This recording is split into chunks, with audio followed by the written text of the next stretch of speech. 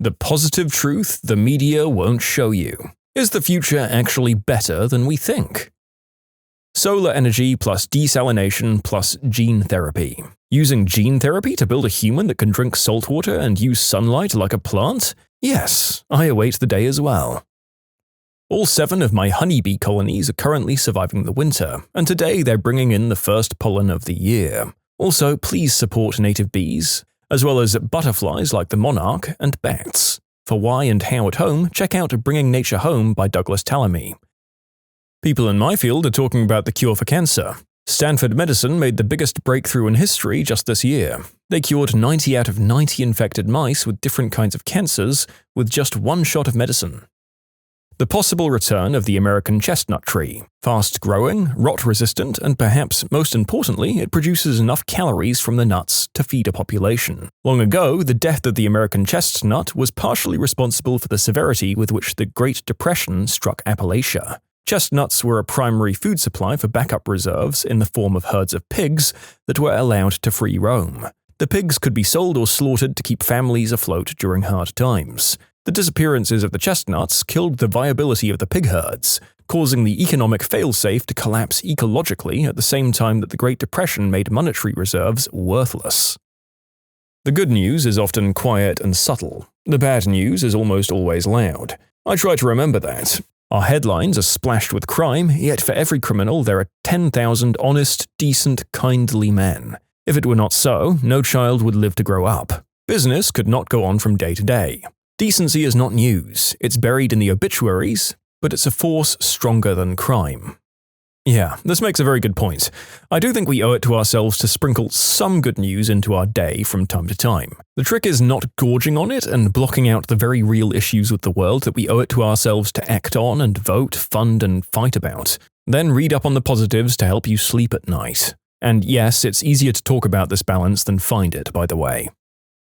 Advancements in health studies and science for health has improved living conditions tenfold and continues to do so. So that makes me pretty optimistic. My students. They handle a complex, globally interconnected society in ways that my generation, I was an undergraduate at university in the 1970s, just couldn't hold a candle to. Any color, any orientation, any disability, any nationality, it's all good so long as they're not a jerk. We may be approximating Dr. Martin Luther King's hope for a world where people are judged by the content of their character rather than the color of their skin. I see the same thing in my students. I teach preschool, and today, a little boy whose parents are from Somalia, a little boy who's from Kyrgyzstan, a little boy from Peru, and a little girl whose parents are from Mexico built a castle together. They don't care what color you are or where you're from. They just like building together. The bee population is on the rise. If we could work together to save the bees, we can deal with climate change. Advancements in medicine and gene therapy. The CRISPR technology has me very excited. Also, the James Webb Space Telescope is going to bring about many new discoveries. Space! So much is unknown about space right now. I'm excited to see what could come in the future. Understanding of history. We're at a certain point in time during which we're all well aware of what happened in the past. This is a newly available, highly useful feature of our generation. Hopefully, it lasts. We're almost at the point where we can get artificial organs. I mean, I could use a kidney. Mental illness awareness is growing rapidly, and people are more and more willing to assist those in need. Not only that, but people with mental illness are becoming less and less ashamed of said illnesses and actually seeking out help. Stigma goes both ways. The fact that humanity is getting another mini space race going on. I'd love to see a man set foot on Mars in my lifetime. That, and of course, just getting to spend time with all of my friends to play Dungeons & Dragons every week. I'm going to nursing school, and every time I hear about the advances in the medical field, I get excited. Japan just approved a medicine that they claim can cure the flu in 1 day. The merging of medicine and technology is extremely fascinating. I saw a video of a prototype that was a virtual scan of somebody's body inside and out. You could remove organs and see what was under them. If that can catch on, it will dramatically help surgeons plan for more successful outcomes.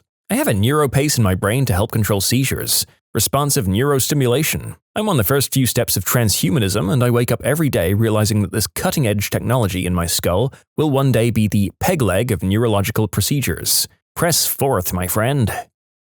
Shared collaborative projects like Wikipedia proving that people are inherently good. Just remember to use the sources given in the Wikipedia page, not the wiki itself as your reference. The increasing easiness of traveling anywhere in the world. The more people travel, the more compassion and open-mindedness they have. I can't think of any travelers I've met who've been rude or close-minded. I mean, I'm sure they still exist, but it's such a cool and wholesome thought. There are still people at your income bracket that donate about half of their money every year. Much to the amazement of the trauma surgeons who first received me at the hospital after I'd been found on the side of the road with a face full of glass after being on the receiving end of a hit and run, I'm not brain dead, brain damaged, quadriplegic, paraplegic, nor did they even have to make me an amputee. I'm learning to walk again. The future's looking good, until I have to go through the TSA again, that is. Reruns of Bob Ross and Mr. Rogers. I got drunk one night and watched some Bob Ross on Netflix, and it was a revelation, man. It's impossible to feel bad when you're watching him paint. So much joy. I guess that's why they call it the joy of painting. That every day, millions of people go to work in order to provide for their families, come home, talk about inane things, stuff like that. The world over consists mostly of people with similar wants and similar needs no matter from where they hail or what they look like, and the vast majority of the time it just works. One tiny lapse in coordination and it could all come crumbling down, but mostly the world just marches on. It's a brilliant blue ball of common humanity, and it pays to remember sometimes that for all that's horrible in the world, we're surrounded by a lot of good. I think we're making great progress with renewable energy, and I'm hopeful that my children's generation will have the chance to fix the mess that we've made. People are beginning to realize that things don't change on their own. More people are taking action to help out and change the world as a whole. As someone with mental health issues, I love that the field is getting more attention and there's becoming less of a stigma of having a mental illness. A relative of mine checked into a mental hospital yesterday with depression and bipolar disorder. The amount of support he received from friends and family was very encouraging.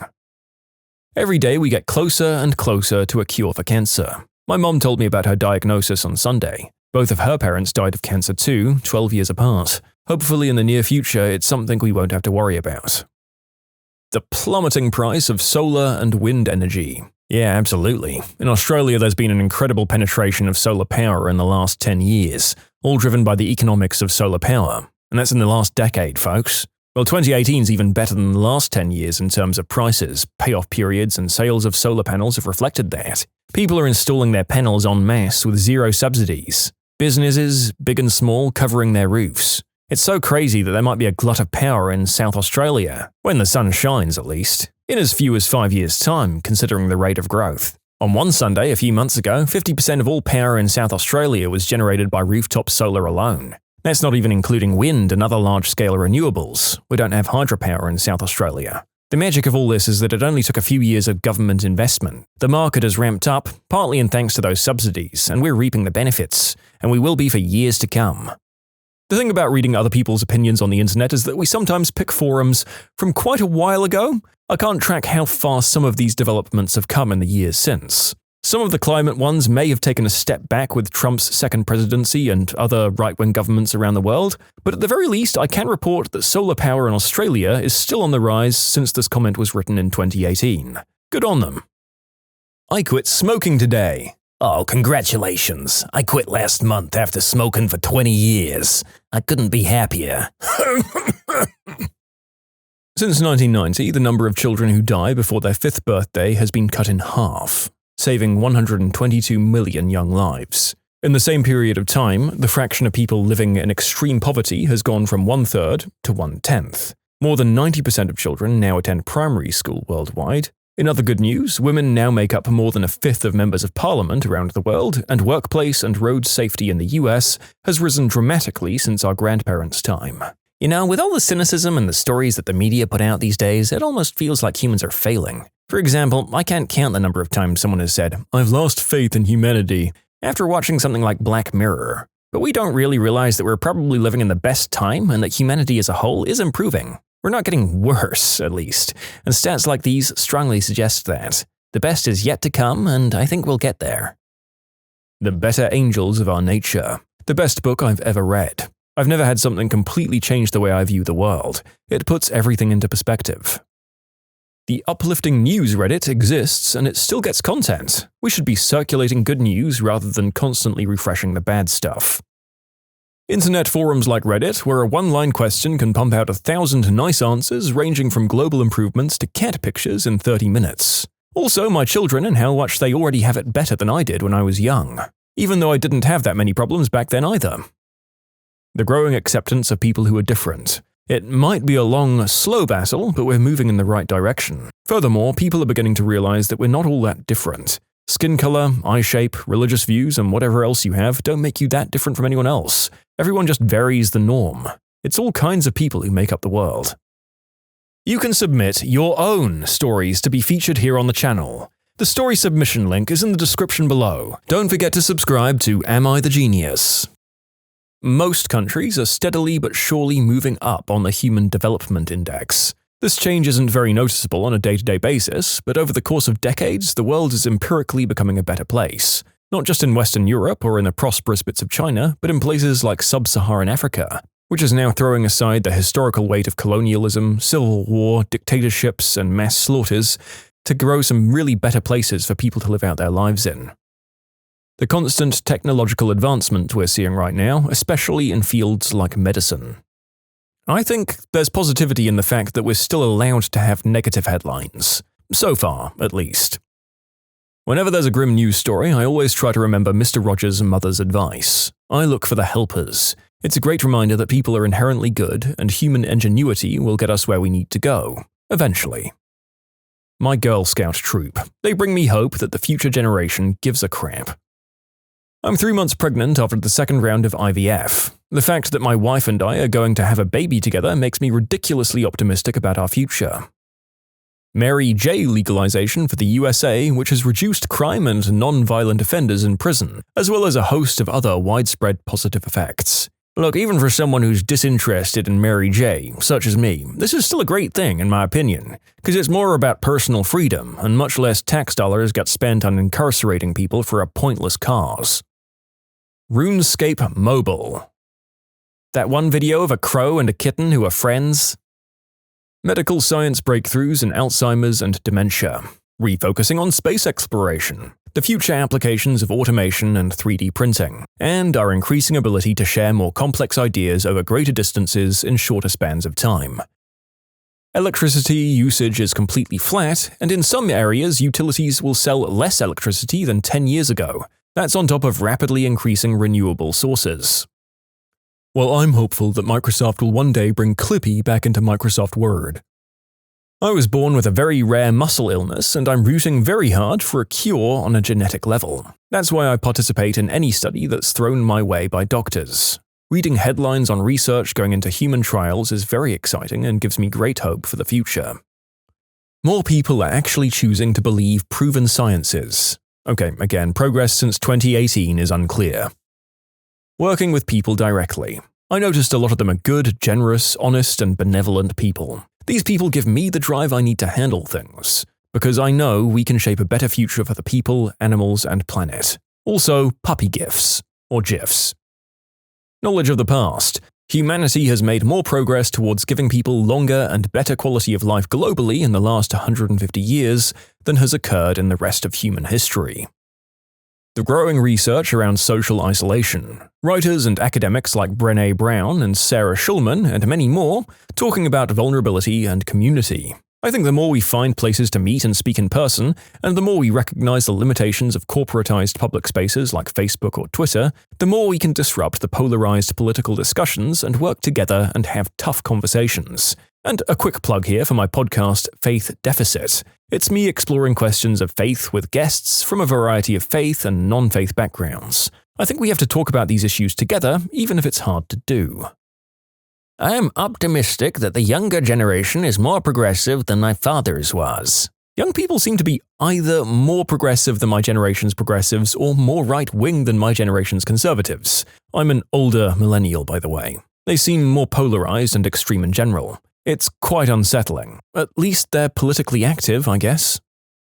Several nations have pledged to move away from fossil fuels towards renewable alternatives. Even with all the negativity happening in the world, I'm always glad to see the number of people who will stay positive and just try. Try anything. To better themselves, to better their community, to better mankind. Try and fight even though the odds are against them. Even if it's just to let those know who'd hold us down or hold us back know that we won't stay quiet, that we won't lie down and take it. This is our world, all of us. My family. My students. I'm a high school teacher. They recognize that caring for others is a fundamental component of being part of a community. Our future is in good hands. I'm glad to see this, and yeah, in my brief stints working with children, I always go in expecting the worst, and I come out surprised by how compassionate, emotionally intelligent, and just sharp most of them are. Feels like they're doing way better than I remember most kids my age doing when I was in school. And that's with all the distractions and cheaty resources they have. Still a few monsters out there, though.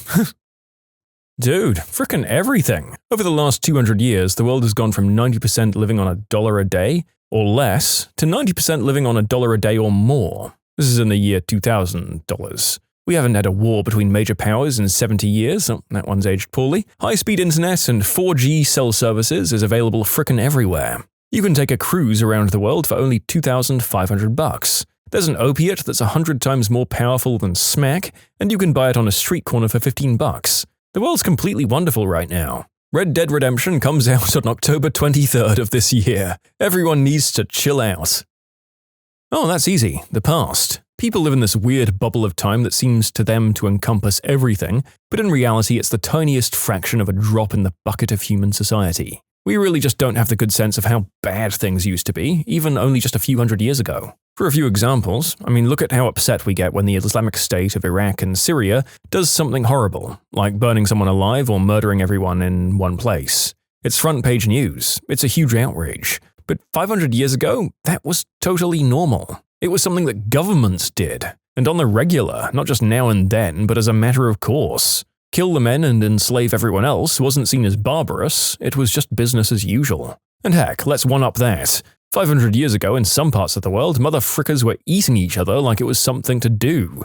There was an entire continent run by massive empires of cannibalistic slaveholders who thought about human sacrifice the way we think about American Idol. We think about how brutal the conquistadors were by our standards, but we should realize that people that they pushed out of power were just as bad as that. We're so much better off than people can possibly comprehend. The world is orders of magnitude safer and gentler than it used to be.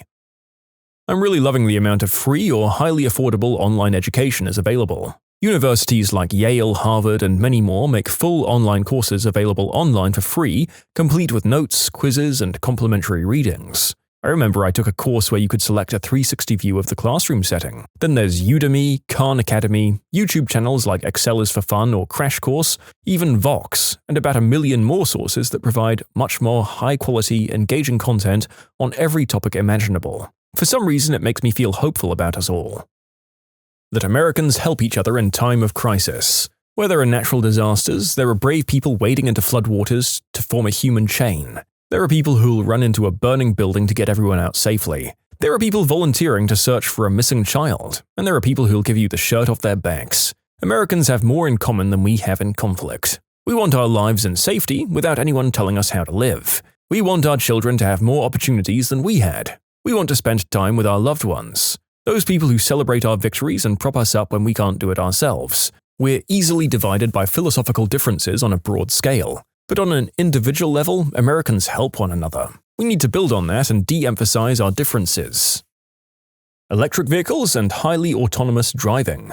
Cleaner, safer mobility for everyone, including the handicapped, the elderly, and the developing world. Pair this with renewable energy, and things that used to limit us will fade away. Maybe buy one that isn't a Tesla right now, though.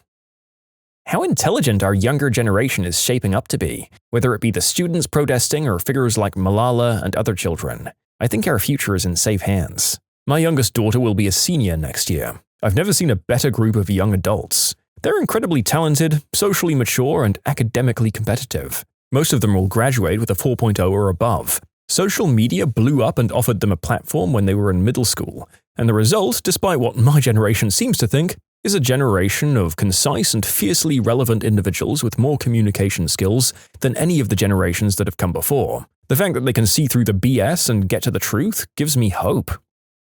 We're living in a golden age of astronomy right now, and it's only going to get better every year from here on out with the emergence of giant telescopes and new fields like exoplanetology.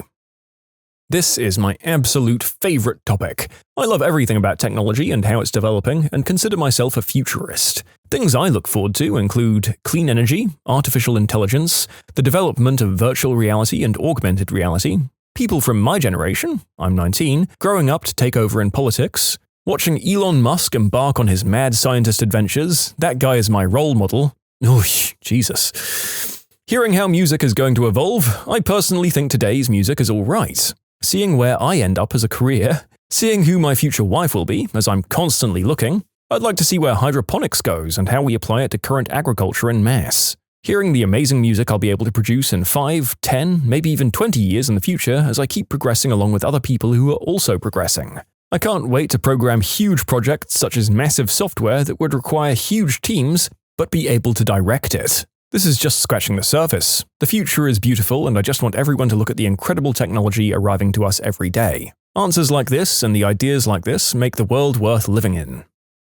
Non-Americans. What's the craziest rumor you heard about America that turned out to be true?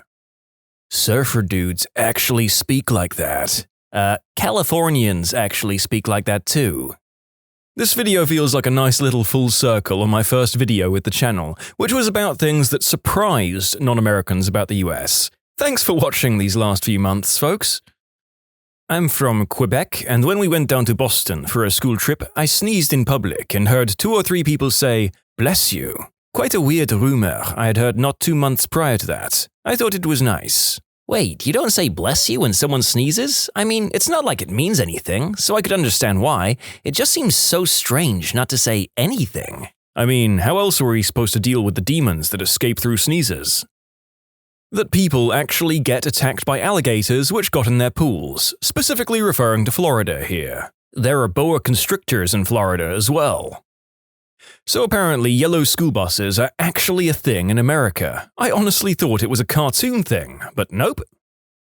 That Dolly Parton has her own theme park in Tennessee. I thought it was a joke. That woman is a saint. She has a book program for children where, once they're born, they'll receive a free children's book once a month until they turn 5. That's amazing!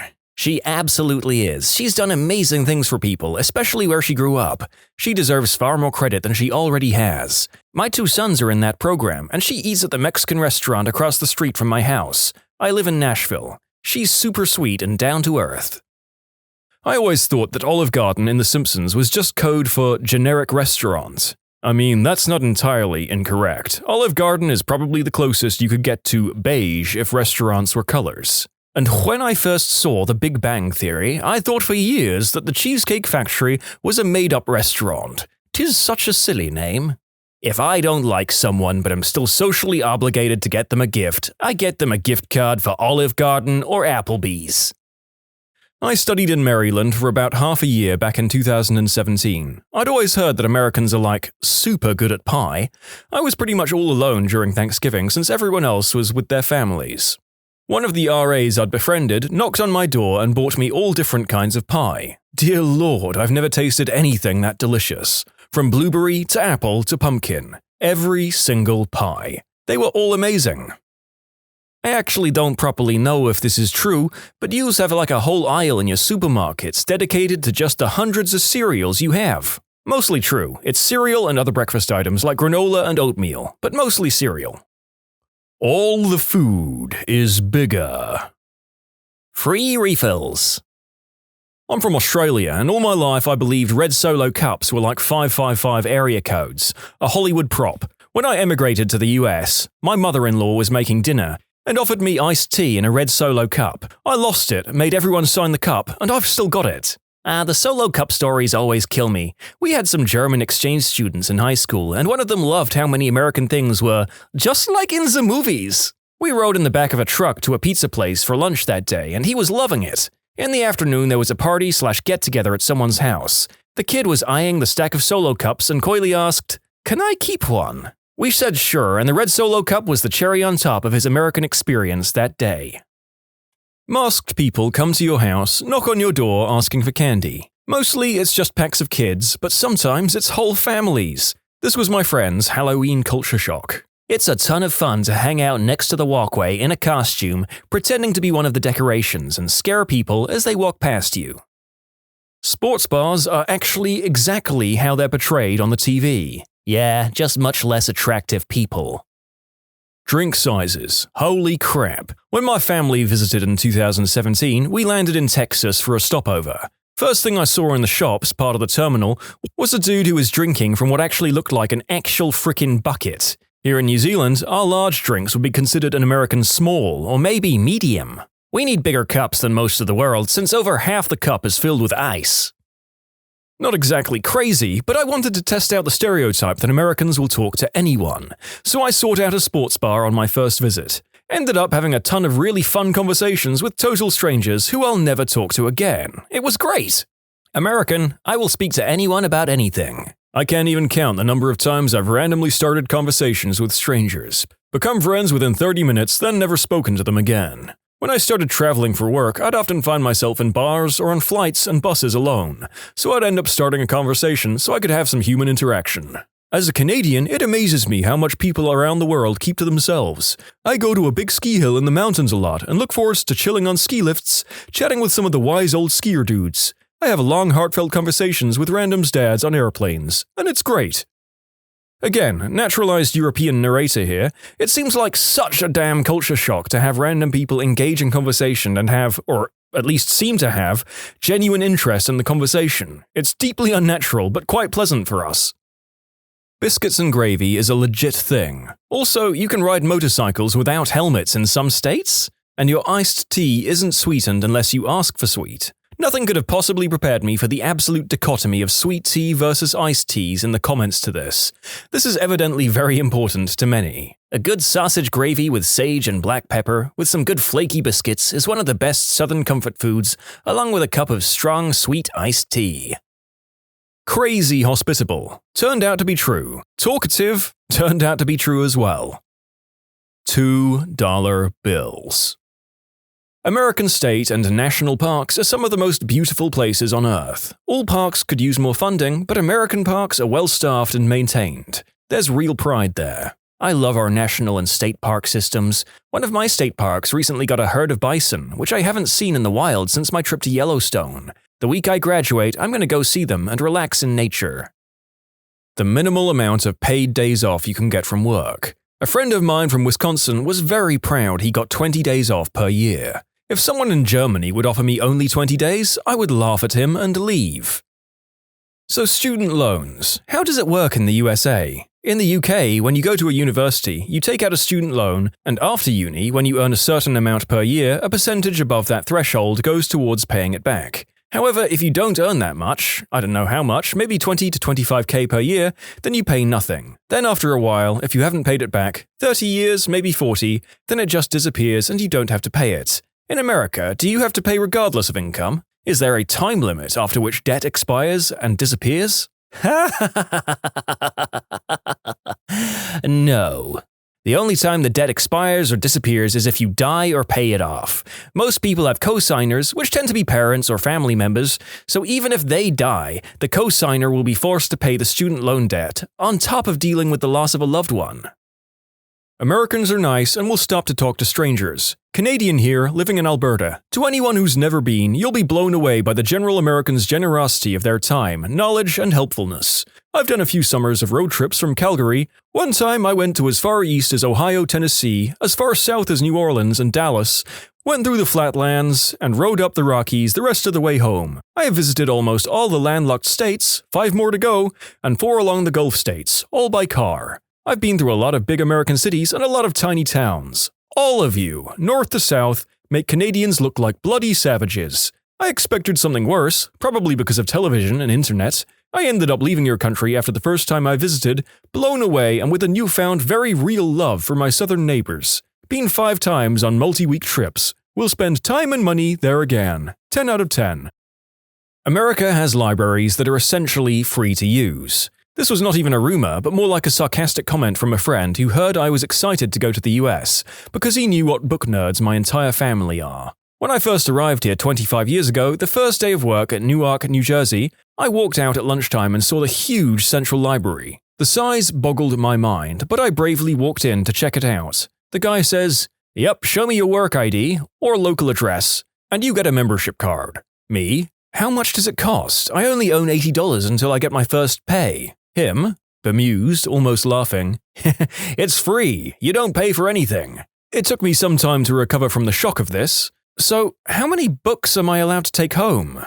I was expecting that to be a catch. Maybe I need to put down a security deposit for each book. He was now positively enjoying himself. How many can you carry? That day I took home 30+ books, just being greedy, and quickly called my dad to tell him about it. For a guy who painstakingly would browse used bookstores in small-town India just to get his kids great books to read, he was suitably amazed. He was puzzled if it would kill the bookstore business, because who'd buy if such great free libraries existed? Up to the present day, I feel such gratitude for being able to come here, and when Dad visited some years later, I would drop him off at a library on my way to work, and he'd be lost in it all day. To address some of the questions people are now sending me, yes, by take home I meant borrowed to return. Carrying those books home has a story too. The librarian saw my dilemma and wanted to stick to his original "how many can you carry" comment, and would not allow me to discard any, so went off and got me 2 large bags made of cloth or canvas, like grocery bags. And when I lugged all of that on the train back to New Jersey that evening,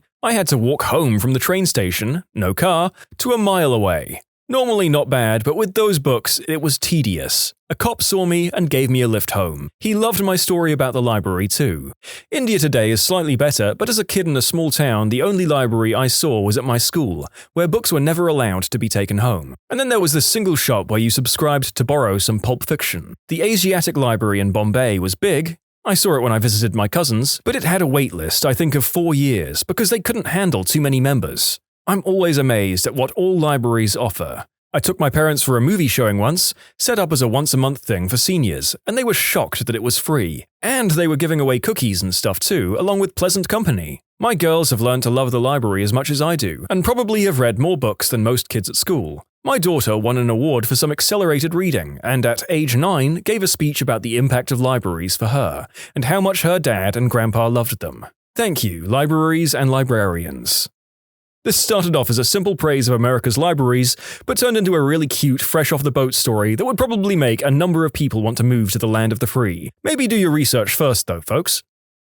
As an American, I think you could ask the title question to Americans, 'cause there are some weird friggin' states, man. Dry counties, cities where places aren't allowed to be open on a Sunday, or there can only be certain hours on Sunday. Not being able to pump your own gas. Whoa, there are places where you can't pump your own gas? I feel like I'm an idiot for not knowing this. Oregon here, can confirm. Afraid to drive outside the state because I don't know how to pump my own gas. That you can identify Texans with the simple phrase, "The stars at night are big and bright," and someone else will go, "Deep in the heart of Texas."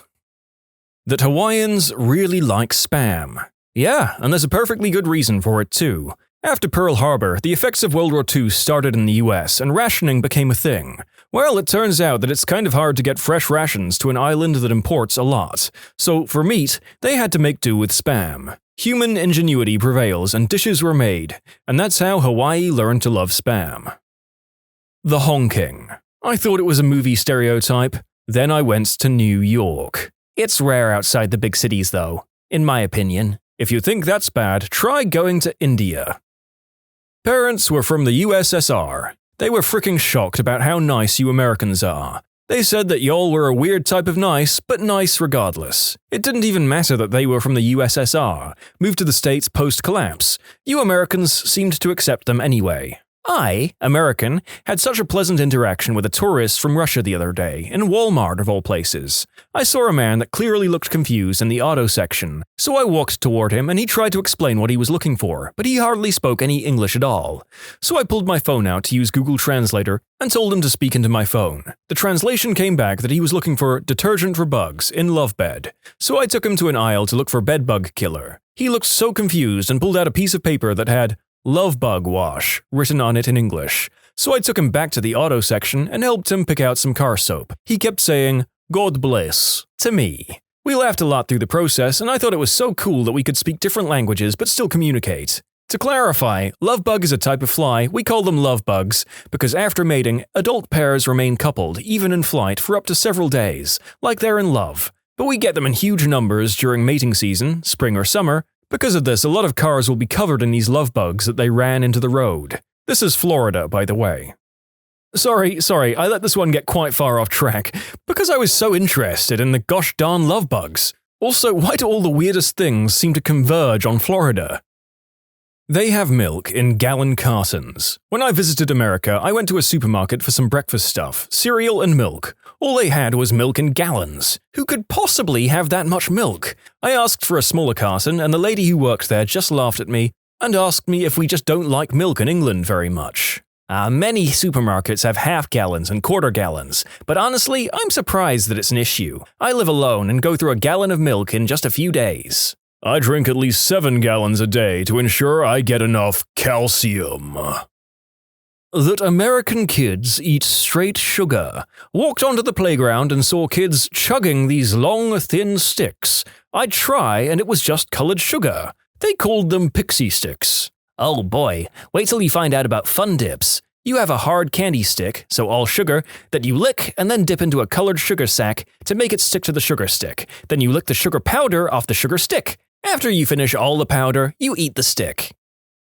Before I came to the States, as we called it, I lived in Germany. The area I lived in had no fireflies. So when I got to the States, I did not believe my eyes, as I finally saw fireflies light up the world as I fell asleep.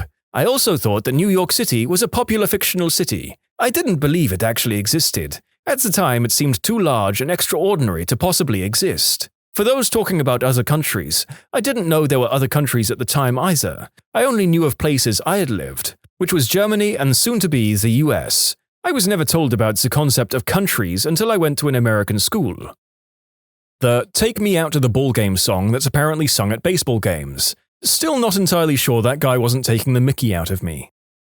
Female here. I've been in bathrooms where the gap between the stall and the door is so big I felt the need to cover it with my purse just to get some privacy. The absolute worst is when some mother brings her grubby-handed son into the bathroom and you see a freaking 8-year-old's eye staring at you from the other side of the door.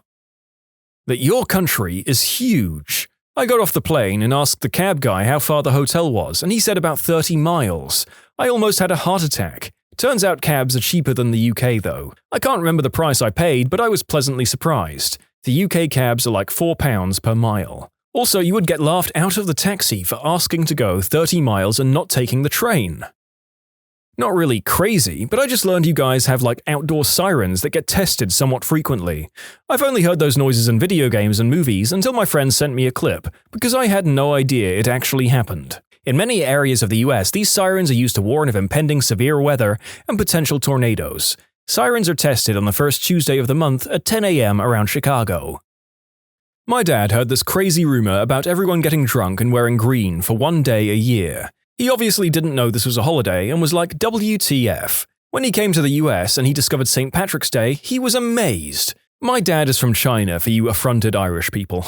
St. Patrick's Day in the US is an excuse for ordinary Americans to act the way that middle-aged Londoners act when on holiday in Dublin, only with more plastic leprechaun hats and glitter. Yeah, and on top of that, suddenly everyone's part Irish. When I say suddenly part Irish, I'm not implying everyone's lying. A lot of them are probably telling the truth since there's so many Irish Americans. What I meant is that no one mentions this fact until St. Patrick's Day.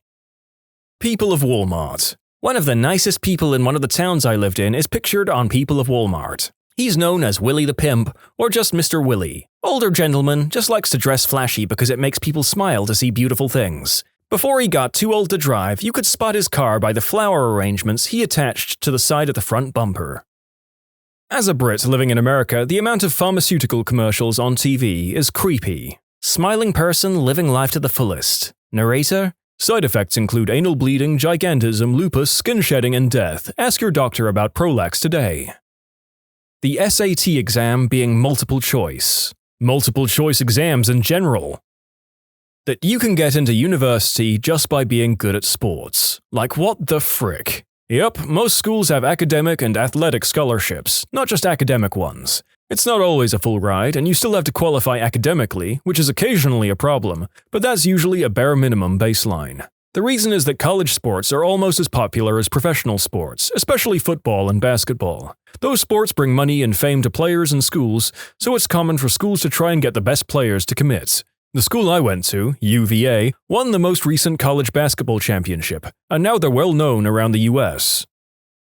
Nearly every man is circumcised regardless of religion. Checking in, Catholic. Am snipped. I had an interaction with a British friend online where I said that something looks like a flaccid pee-pee, and he was really confused. When I traced over what I was saying, we realized that I was picturing a flaccid, circumcised pee-pee, and he, being more familiar with the uncut variety, hadn't seen what I did. It was the first time I realized that other parts of the world wouldn't be inclined to circumcise every male child. Now I'm just not sure why it's so pervasive in the US to begin with. They have garbage disposals in their kitchens. That's so wild to me. To clarify, I'm from the UK. I'm aware that they're not the same as bins or trash cans and that they're mainly for food waste and scraps. I'm also delighted that they're called garberators in Canada. Homeowners associations. What the frick is up with that? The place that my wife and I bought came with a busybody of an HOA president.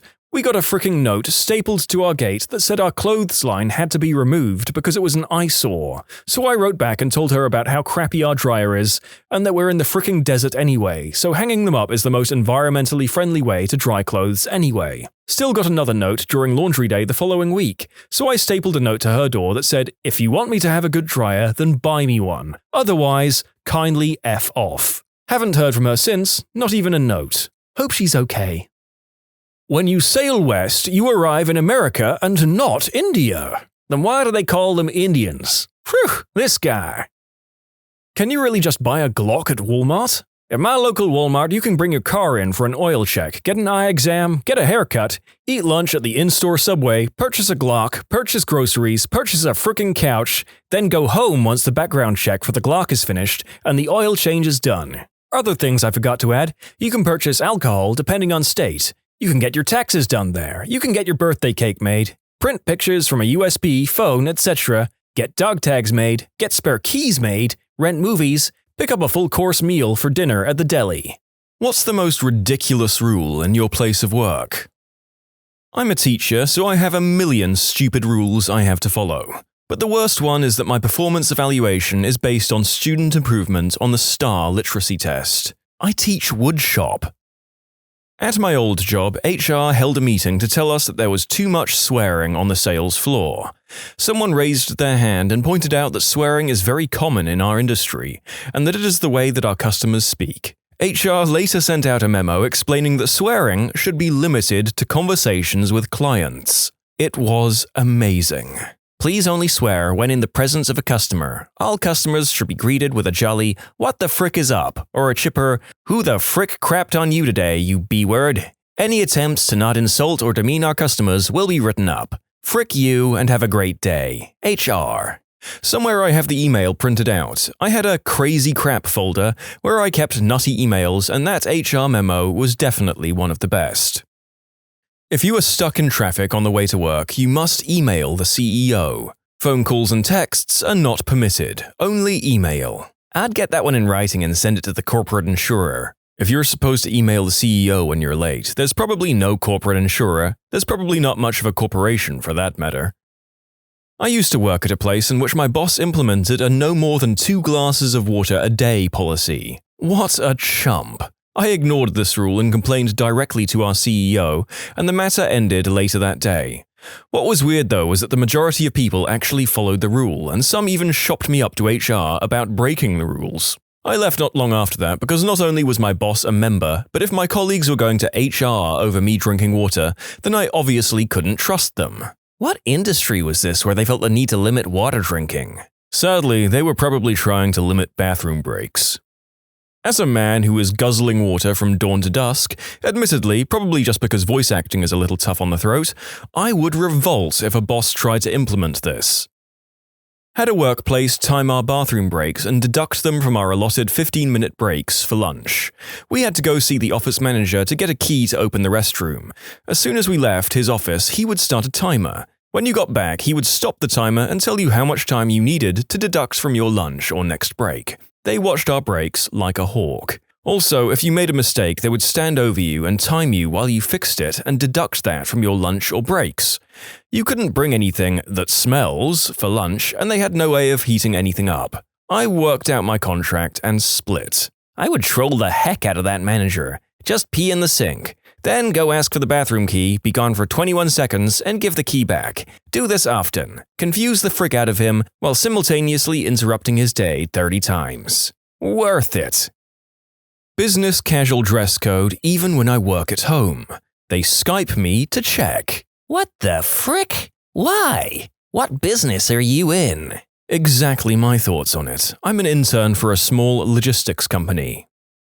My dad told me this one a while back. He used to work for a PR firm. The way he described the office environment, think The Office, but in the 1980s. The company hired a corporate efficiency specialist to come in and improve things. She came in and implemented all kinds of rules which seemed to follow some sort of caste system. Her philosophy was the higher your rank, the more perks you get. Her idea of perks? Number of pictures you're allowed in your cubicle. Whether you were allowed to have a potted plant or not. Coffee mugs were only allowed to senior employees. Others had to use paper cups. Being allowed to leave the office for lunch was also considered a perk. Needless to say, a coup soon followed and she was tossed out on her hiney. Dress code policy is just dumb at my work. Different positions have different requirements, even though we all work in the same office. My favorite rule, though, is the one on shorts. We can wear shorts on Fridays, between Memorial Day and Labor Day. However, the shorts can't have pockets on the side. It was written to discourage ratty cargo shorts, but the way in which it was written allows me to wear gym shorts. So I do. Once worked at a place where some mini-boss decided that since UPS trucks don't turn left, we shouldn't either. I don't know if UPS trucks turn left or not, or if that is beneficial to them or not, and frankly, I don't care. The point is that mini-boss thought they did, and that was the reasoning he gave. He was an idiot, I didn't stay there long. This was a goddamn ambulance company with a 911 contract. I will turn left if and when I fricking need to turn left. Not my current job, but I used to work for some crazy people. You had to stand in a specific area while eating so they could see you on the camera. Don't talk to customers longer than 3 minutes unless you're making a big sale. Even then, keep it short. Answer the phone within 2 rings. Keep the conversation to less than 30 seconds. You can't talk to your coworkers outside of work. You can't talk to your coworkers while at work, even if there was not a single customer in the store. I'm sure there's more, I just can't think of them right now. Old job of mine in a warehouse. Our stations were pretty far apart, so when we'd listen to music, we'd all usually have our own stuff playing. Not a problem since you could barely hear the neighbor's music. Well, the CEO didn't like hearing multiple songs when walking through the warehouse. He made a rule that we all either had to listen to the same music or none at all. I'd put on the same song, but everyone started at 15 seconds apart. We got a new vacation policy where you could take unlimited time off. When he announced it, we looked at the big boss like he had a pee-pee growing out of his forehead. All the while, he assured us that if we wanted vacation, to take it. Really? A little bit awkward. He changed it to discretionary time off, meaning that if your boss approved, it was okay. Then changed it to 160 hours should be the max, and if you go over 200 hours, then you probably don't need to work here. I can't reconcile with how these people implement these policies and come across as a good person in their own heads. It's one thing to be desperate in rough times, but the sneakiness is what gets me. I once needed a pen. Figured this was a reasonable ask. Went to the supply closet on my floor, which was locked. Asked the floor's admin. She told me to go to the main supply room in the basement. Went to the basement and explained my situation of needing a pen. They told me all requests for supplies must be approved by my department head. Problem is, being new, I'd never met my department head. She also worked in San Francisco. I work in Milwaukee.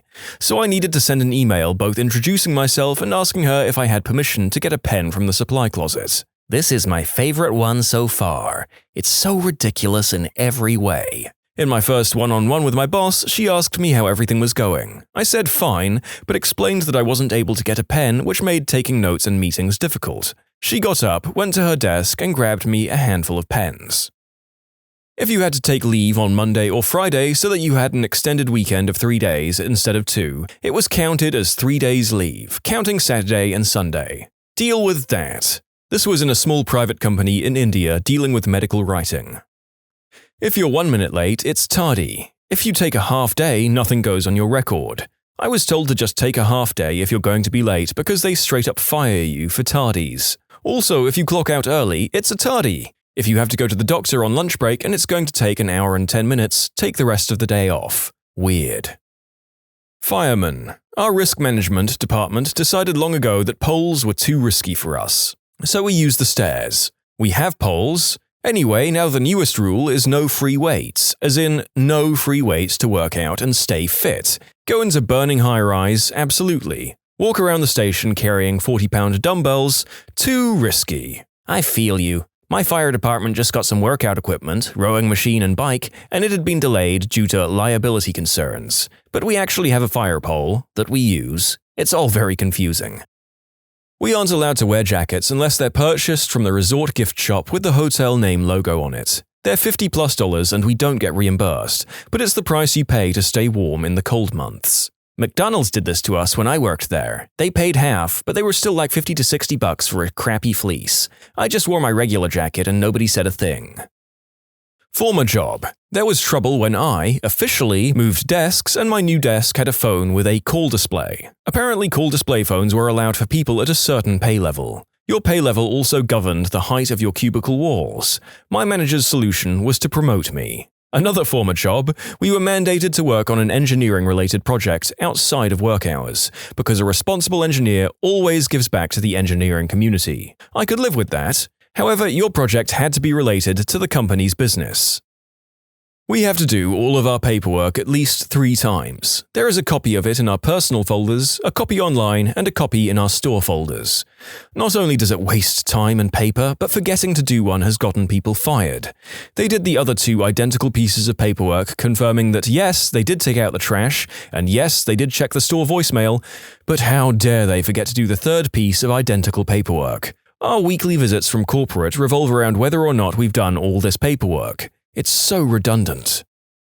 My workplace doesn't let you use the word problems. Instead, we have to say challenges if something is wrong, as a problem is a negative word, and challenges promotes the fact that there is room to fix said problem. But problems have solutions. I'd love to have a boss tell me my drinking has become a challenge. Former job at a law office. One of the partners sent an email to the entire staff that employees were not allowed to gossip in the building. What was everyone gossiping about, you ask? Oh, said partner was divorcing his wife and sleeping with one of the associate attorneys in the firm. But don't gossip. All the extra toilet paper in the building has to stay in a single closet where it can be overseen by the toilet paper queen. I heard her shrieking the other day when she discovered someone had hoarded one spare roll of toilet paper upstairs, so the people who work upstairs wouldn't have to walk down multiple flights of stairs when the toilet paper ran out. It's the cheapest one-ply toilet paper available on the giant rolls that only fit in the special dispensers. I can't imagine anyone wanting to steal it. I hope Toilet Paper Queen is actually her title. She allegedly does other stuff, I'm not sure what exactly. Hear that, kids? If you work real hard and keep your nose clean, you too can maybe one day be your office's toilet paper queen. Godspeed, listeners. We had a rule like that, so we all pooled $1 and brought our own TP at Costco, double ply. At first, managers were happy that they saved money on TP. Employees were mad that the company should pay for our TP, but it was a very unifying experience. Eventually, managers tried to woo us back to their side when they realized people were sharing pay information and just generally creating a united front. We had a spoon and milk queen who governed all the spoons and milk for my office. She would go around desks and hound people for spoons.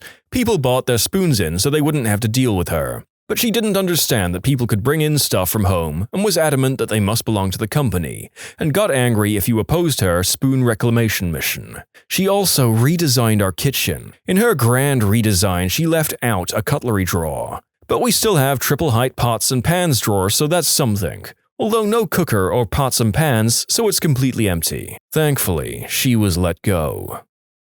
I used to work for the now long-defunct books, movies, and music store, AmITheA. Just one of the 285 reasons that poorly run businesses ran into the ground was the tardy or attendance policies. If you were literally 0.01 seconds late clocking in, even hours before the store opened, it was a really, really big deal. You'd not only be formally written up, but lectured like a child, oftentimes berated even. If you were tardy 3 times, bye-bye. However, if you no-showed and then called 2 hours later saying you were sick, okay, thank you, feel better, This trained everyone to just take sick days instead of being half a second late to work. I can't tell you how many times you'd see a coworker screeching into the parking lot before work after fighting traffic from a wreck or whatever, noticing it was 8:01 and then slowly driving off to go home and feign being sick. This was particularly upsetting when it was pull-down stock week, when we needed every hand on deck but had unusually early shifts. My job years ago tried to implement a very strict attendance policy like that, where if you were 1 second late, you would get written up. Till one Saturday, a guy who worked there for like 30 years shows up to work 30 seconds late. They pull him into the office and write him up. He then gets up and tells them that he's going home. Working Saturdays was voluntary, and he basically said, "I don't have to be here today, so I'm going home." He was doing them a favor by working that day, but when they wrote him up for being 30 seconds late, he basically fricked them over by just going home. That policy didn't last too much longer. For the most part, if you're a few minutes late, it's no big deal at all. If you're late all the time, they'll have a word with you or write you up. But they understand crap happens sometimes that's out of your control to cause you to be late. Yeah, screwing over company veterans is historically a bad move in business. Glad that guy had the balls to leave and the rule was cancelled. Many years ago, I was a vacuum cleaner salesman. There were songs about this particular brand of vacuum cleaner and how awesome it was. Every morning, we had to sing these songs as a group. In fairness, it was a pretty quality item. It was Kirby. Didn't mean to be subversive, I just didn't think anyone would care. When I was in the military, I saw a buddy of mine sitting outside crying. I went and consoled him best as I could. Apparently, he was just depressed and unhappy. After he was feeling a bit better, I went to go and find someone to tell them what was happening. They knew, in fact, he'd been crying so much lately that they had instituted a no crying at your desk policy, which is why he was outside. If we want to take a full 5 days off week, we need to use 2 vacation days, 1 personal and 2 more vacation days. We can never use 3 vacation days straight. Something similar here. We can't use our sick time until we use 3 vacation days. So let's say I have no vacation hours, but get really sick. I can't use paid time off. Our sick time is essentially useless. We work alternating days, 3 on, 4 off, 4 on, 3 off. If you take vacation on your short week, which is 3 working days, they dock you 5 vacation days for taking an entire week off. How is that legal? I drive valet. The company handbook says you're never allowed to back up. Ever. You absolutely cannot do the job without reverse. It's impossible. It's in there because of liability and our insurance policy. This way, it can always be the valet's fault if an accident ever occurs. Perhaps this will answer the most repeated question: if the rule says no reverse, yet you're expected to park a car, how can you park the car? Answer: never hit anything and always reverse despite the rules. Expect to be fired should you hit anything in reverse, but probably not. The rule only exists to cover the company's butt, but if they don't feel threatened by you working there and you're an asset, you will still not be fired. And yes, many people are questioning the legality of it, and you're right. It wouldn't hold up in courts, but it's in the handbook and it's silly, so I posted it.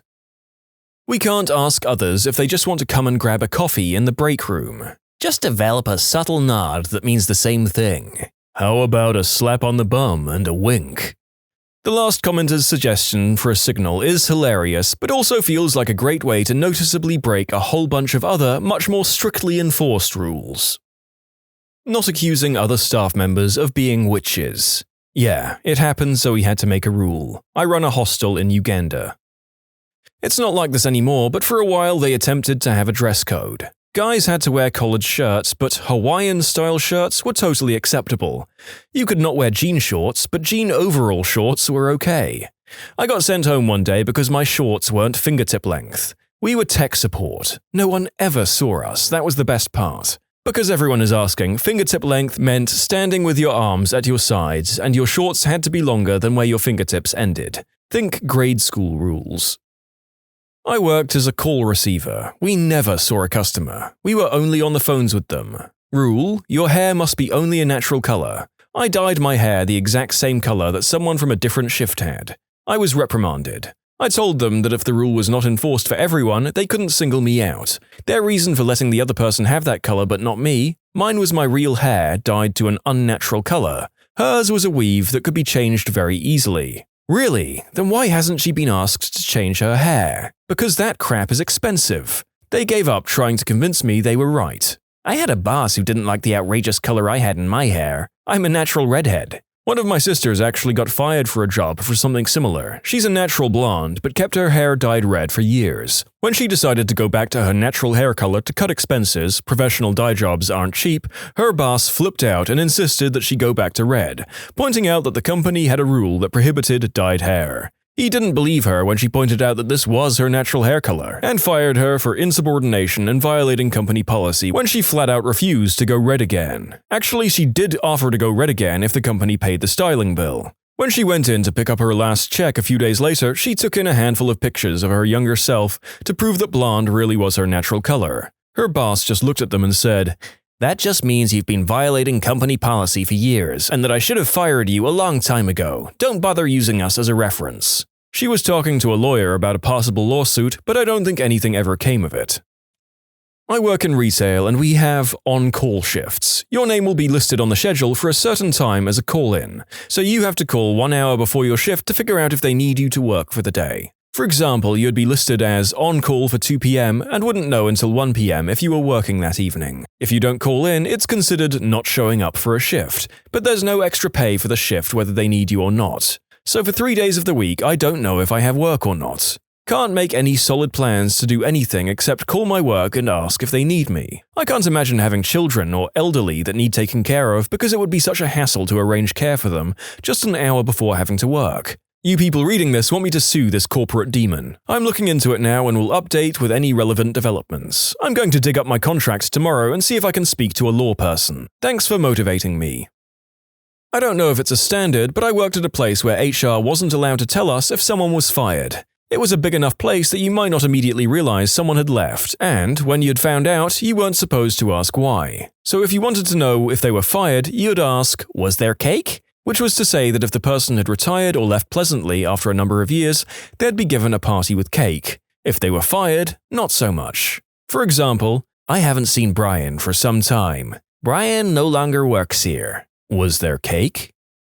We have a lock on the first aid kits, so if you need a band-aid for a cut, you have to get the key from the safety guy, which in turn makes it a reportable accident, with mountains of paperwork and investigations. We use an unbelievable amount of duct tape now. Frick that, I'd be keeping a box of band-aids in a rarely used drawer or hidden away somewhere. There was an issue where there was too much socializing going on the factory floor, particularly when people were working while sitting down. False, skewed supervisor perception. So they made everyone stand. When that presented ergonomics problems, they brought in these weird chairs that made you sit at a slant, had no backs and no wheels, so they wouldn't cause distractions. No part of it made any sense. I feel it. At my old job as a pet bather at a pet chain, we had a stool in the salon to sit at while using the computer, and I had a personal step stool for sitting while brushing large dogs on the floor. The cashiers next door complained that they weren't able to sit, yet we were, so all stools were ordered out of the salon. I thus had to kneel, squat, or sit on the floor to brush every dog over 75 pounds. You try convincing a Labrador that the short table that goes up into the air is safe for a dog his size. What red flags about a company have you encountered while interviewing for a job? Number of contractors to employees ratio. Also specific keywords such as unlimited potential income or this is not a scam. Unlimited potential income, this, especially when it comes with the really only limiting factor in how you earn is you. Cue cheesy crap-eating grin. I recently had to work on some scripts involving recruitment techniques for life insurance agency development heads. And after processing all of it and learning some of the crap they use to try and cajole you into buying insurance or recruit you, I've concluded that they're terrible. Primerica by chance? They dealt with life insurance and tried to recruit me by paying $500 to take a class and get my license. I could make $10,000 a month. No. Also World Financial. I've been dropping friends like flies thanks to those D-bags who trapped them. Any place that requires you to pay for something to come to work for them is a red flag. Extremely high turnover, or you're being interviewed by people who have worked in their department for less than 1 year. This. But the thing is, those places will hire anyone, and that's the upshot. You just have to tough it out for a year so you can get that oh-so-necessary criteria of minimum 1 year's experience that every other freaking employer wants for their entry-level positions. Yeah, related, I quit a very good job after 5 years because they brought in a new manager who was intolerable. My replacement lasted 3 days before quitting.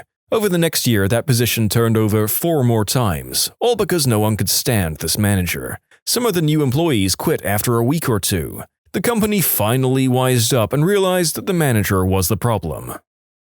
These are all pretty good red flags so far, but I'll add a few I've encountered. It took me a long time into my career to trust my instincts on these red flags. 1. When you're going to be reporting to more than one person or department. 2. Super condescending attitudes on behalf of the interviewer. 3. I work in IT, and I had a manager ask me once what I would do if I knew that restarting the system was not going to fix the problem and might make it worse. But he would tell me to restart it anyway or find a new job. I told him, if it's going to make things worse, I'm not going to restart the system regardless of what you tell me to do. I ended up getting the job, but that question actually turned out to be a huge red flag. He tried to pull crap like that all the time. 4. If I can't stand someone's personality in a short interview, I'm not going to be able to stand working for them. Awesome list. I recently experienced number 2 where the interviewer was telling me how budgets work at my current position at a place she only knows in passing. Not only was she very wrong, but I'm the budget person in my department, so I know exactly how wrong she is. This came up when she was annoyed that I didn't fill out my salary requirements on the job app for a position with 0 salary information posted. She said they needed that information from me because they have a limited budget, unlike where I currently work. Spoiler alert, my department's broke and my salary's paid on soft money. We're the exact opposite of rolling in the dough. She followed this up with, and we don't want to break any hearts, which was almost about as obnoxious as refusing to give me any kind of hint about their budgeted range for the position. So it was all about me trying to be psychic and guess a number that she felt was appropriate, while also being a number that I felt was appropriate. In the end, they didn't offer me the job, and I'm glad, since the interviews, 2, both 15 minutes or more late on their end, I've heard that woman's name come up from someone who currently works at that place. Surprise, surprise, no one has anything good to say about her. Bullet dodged. Interviewer. How well do you handle conflict, such as if you work with someone who might yell a lot? Me? Well, I don't think anyone should yell at someone while working. Interviewer. Your direct report has a history of being passionate about his work. Oftentimes he raises his voice and it might make people uncomfortable. Red flag, run! My last boss specifically ended the interview, which he did himself, by saying that he was a gigantic butthole and that people hate to work for him, and would I be able to work under a boss like him? I eagerly agreed in a way that still sickens me to this day. And I paid for it because he was a man of his word. In fact, if anything, he was subtle and subdued in that interview. He was downplaying what a massive C-word he was. Frick you, Gene. Okay, I've had some unpleasant bosses in my past. Maybe I would have saved a lot of time if some of them had told me up front that they were just absolute buttholes. Last interview I went to, they told me they were going to be bigger than Facebook. The company had 6 Facebook likes and a web page smothered with errors, and got angry at me when I suggested some easy 1-minute steps to fix them. It was for a tech company. You could have just finished with, "We're going to be bigger than Facebook." Did they tell you that they couldn't meet your salary requirements but would make up for it with stock options? They always seem to have a terrible vesting schedule as well, to the point that you know the company won't be in business long enough to actually vest your options, which I'm sure is not an accident. So, how's the work-life balance here? Followed by laughter from them. This question triggered a big green flag from my current employer. They said that they were really flexible with scheduling, and I could make my own hours as long as they occurred between 5 a.m. and 7 p.m., and that I would receive a few weeks' notice if my hours were going to ramp up for any reason. Really one of the biggest reasons I'm still here. My current job is like that. I asked about the start time and they were like, most people start at 9 a.m., but as long as you get your time in, we don't really care when you're here. The vacation policy for salaried employees is something like, write the days that you'll be gone on a big calendar so we know when not to bug you. Granted, they expect about 55 hours a week, but coming from a job where I was written up for coming in 30 minutes early so I could leave 30 minutes early, never mind being on call 24/7, it's very much a perk. The biggest danger, screaming red warning flag was when I asked about work-life balance and specifically, what's the day-to-day look like? Apparently all the devs started at 11 or 12 and they were there until 8 to 9, indicating 0 families, home lives, girlfriends, or anything else important in their lives that isn't working that kind of schedule. I ended the interview as quick as I could after that. Sure beats 7 to 9. The guys interviewing me took me out to dinner, then went back to the office for a few more hours. One of them had a newborn at home. Right after I graduated, I interviewed for an entry-level data entry or admin position. They offered to hire me if I paid them $750 to complete their training course. Ugh. Oh boy, I've got a list. The interviewer had me stand against the wall while he rated me on my wardrobe. Father-son operation. The two interviewed me, argued a bit over stuff in front of me. Employee manual of one company, I don't know why they gave it to me at the interview, but they did. When the employee is no longer useful to the company employee and company must part ways. Italian firm getting started in the US, the interviewer actually excused himself to go fondle the secretary. Googling the firm netted a few links to OSHA violations and deaths. Facebook page of one employee talking about his life on an oil derrick in the Gulf of Mexico. Travel percentage kept changing wildly in the interview. Panel interview, a few folks got up halfway through. Very vague questions about qualifications, mostly about me. Generic skills test and then a DISC assessment. This is a 110% job. You'll also be expected to work at least 2 weekends a month. I'm encountering a series of red flags right now. So far I've had 5 rounds, yes, 5, of interviews for a mid-level managerial job. All but one of which were rescheduled by the company at the last minute due to conflicts with the various interviewers. I finally reached the final round with a senior executive a couple of days ago, only to have that person show up in an annoyed huff and announce that they had only just now received my resume. They then went on to say, and I quote, "I don't even know why they're considering you for this role." They then followed up with this gem, "Which of our offices is this for again?" Needless to say, after all that rigmarole, I plan on turning down the offer if they send one. We work hard and play hard. Bullcrap. You just work hard and have awkward social get-togethers at most once a month. This isn't Wall Street. All that's going to happen is that you're going to make me work 60 hours a week because of this mentality. I work at a supermarket where we work long shifts and then once a year we have a Christmas do so loud and out of hand that we've been banned from several pubs and clubs. Actually telling me about any obligatory playing corporate activities. Guys, I came here to work. I already have a family to spend my life with. I'm not going to substitute my life for you. You may be a part of my life, don't try to grab the whole life. I work for the Air Force. They love to have mandatory fun times. Everyone hates it. Want us to have fun? Give us the afternoon to spend with our families. I already spend more time with my coworkers than the people I love.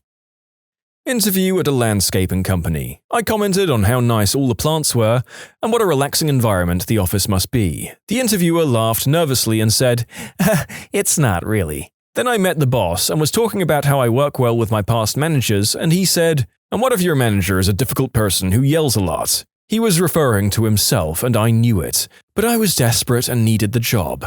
Luckily, I left after 3 months. I had a boss describe himself as sometimes acting a little bipolar. Not to mention his wife worked for him, so they would have screaming matches from their offices and be really passive-aggressive. So glad not to be there anymore. Anyone who asks you how you handle someone who's bipolar or yell a lot is a huge freaking red flag. Oh god, is there really any worse combination than being trapped in a toxic workplace and in the middle of a toxic relationship? Glad you got out of that place. During an interview, my future boss mentioned that my predecessors flaked out after a day and 2 weeks, respectively. Turns out they didn't flake, he's just a massive butthole. I lasted 5 months. Went for a marketing executive role, turned up to the office, and it was almost totally bare except for 8 or 9 mismatched chairs. We were called into a side office for an interview. The central heating wasn't working, so the interviewer was wearing gloves and a winter jacket. When he mentioned it was commission-only pay, I walked straight out. Beware the Cobra Group. They are mainly just charity fundraisers who give their jobs outrageously misleading titles, like marketing executive. Also applicable if you live in Scotland is a group called Meraki Rose. Noticed a few of their adverts for similarly titled jobs in marketing and sales, saying you don't need experience or even a degree in a related field. They're basically telling you to do one of those jobs where you stand in the high street and try to sell insurance to passers-by. Again, commission only, and they make you do unpaid work at the start as training. Plus, specific info on them and in the job adverts is very hard to come by, and everything is vague, which is also a big red flag as far as I'm concerned. Being left waiting for half an hour for the interviewer. I picked up my bag and walked out. I once was left for 45 minutes with the receptionist, whom I talked to a bit, and this was in undergrad, and I'd never had a job before, so I was desperate. The interviewer, when I walked out, grabbed my resume from the receptionist, looked at it, and then said, "Okay, we'll call you if you get it." I didn't get it. I originally wondered if this was some kind of weird twist interview where they were just trying to assess how I would interact with the receptionist, but I honestly don't think they're that smart. So then, why the heck call me in for an interview if you've gathered from my resume that you don't want me? I just don't get it. You never know what kind of things companies will do as part of their interview process. It isn't uncommon for interviewers to talk to the receptionist to see how you've behaved. Be nice to the receptionist. If the receptionist says you acted like a prick, you'll almost never get hired. I can't remember who it was, perhaps Henry Ford or George Westinghouse, but I recall reading about how this famous business leader used to interview potential executives. As part of the interview, they'd go to lunch. If the candidate salted his food without tasting it first, he wouldn't be hired. The reasoning is that since he didn't taste the food first, he didn't know if it needed extra salt. He was dismissed as unthinking. The moral of the story is, once again, that some employers use unusual tests on job applicants. Be on your best behavior. I once caused a red flag for a person being interviewed. I worked at an IT help desk for a retail chain, and the people who called in could get pretty abusive on the phone. A new guy was being interviewed for the help desk team in a cubicle next to me, and I was on with a particularly nasty caller. So I turned up the volume loud enough so he could hear her cussing me out the whole time. I didn't overhear the whole interview, but I knew he declined their offer. Of course, from his end, this was a huge red flag. He's watching me do the job he'll soon be doing and getting cussed and treated horribly the whole time. It was my way of saying, get out while you can. I saw one of those ads that said work for students, $15 an hour or something. I called the number and set up an interview. Should have known not to interview for a job you don't have to apply for. I got there and it was this crappy building downtown with flickering fluorescent lights. They brought me to a room not unlike a doctor's waiting room where several other people sat filling out papers. I was skeptical but needed a job, so I started filling out my paperwork. When I flipped the page over, I finally saw the name of the company I was applying to, Vector Marketing. I only knew about them because a friend of mine sold Cutco knives for a while. I crumpled up the paper and left without a word. I went in for an interview with Vector once and it was absolutely hilarious. First off, the bullcrap started before I even walked in the door. I told them on the phone that I wasn't interested in a sales position, but would be down to interview for an office job. When I got there, they said that there weren't any office jobs, but I could interview for sales. They just lied to get me in the door. At this point, I wasn't going to take a job even if I got it, I just wanted to stay and watch the crap show. Now, as I walk in, and even more so as I went through the process, I realize exactly what kind of company this place is. As you walk in the door, you see a very nice reception area, and then look behind it and it's this big bare room with a bunch of chairs and a projector screen. As they sign me in and everything, I realize why this place looks only half built. They only built or decorated exactly as much as they needed. See, the entire building is designed with the flow of their con in mind. You walk in and are stopped at reception, which looks nice and legit. An attractive girl hands you an application and directs you down the hall to the waiting area. Once your turn comes, you're led into the interview office, which had part or all of one wall missing, not gone, just never built. After the interview, if you chose to continue and they chose to let you, you're escorted to what I only assume was the indoctrination zone. I left after the interview, so I don't know exactly. This was a large, entirely unfinished portion of the building. No decorations or anything, just a projector and chairs. This was the most insulting part, as it made it clear that their intentions were for everything to seem professional and on the up and up until we accepted a position, at which point they no longer cared about our opinion of their facilities. But yeah, they literally just built just enough walls to facilitate their scheme, no more, no less. They literally don't even bother trying to hide how little effort they put into it. You can even see that final warehousey room from the reception area, as they couldn't even put up enough walls to hide it. Another amusing thing was the interview. They were clearly using psychological tactics to bully kids into agreeing to work for them. For instance, the interviewer was extremely tall, and the desk and chair were huge, while the chair they gave me was short and uncomfortable. If I'd been the same height as the interviewer, I would still have been at least a foot below him sitting like that. In my memory, it's almost like King Yemma's desk from Dragon Ball Z. It was clear that they set it up so that the interviewer would be extremely imposing, and became even more clear when I started asking questions and the interviewer was originally very annoyed and pushy. They definitely set it up so that the interviewer could bully poor kids into joining, as that was definitely what they were trying with me. Not surprisingly, the interviewer became a nervous wreck once he realized I wasn't going to fold anytime soon. Well, initially you'll be a contractor, but there's opportunities for full-time employment in the future. My job involves managing an unemployment database. The amount this happens, especially for students, is astounding. Unpaid internship, 25 hours a week on a 6-month contract. Possibility of employment in the future.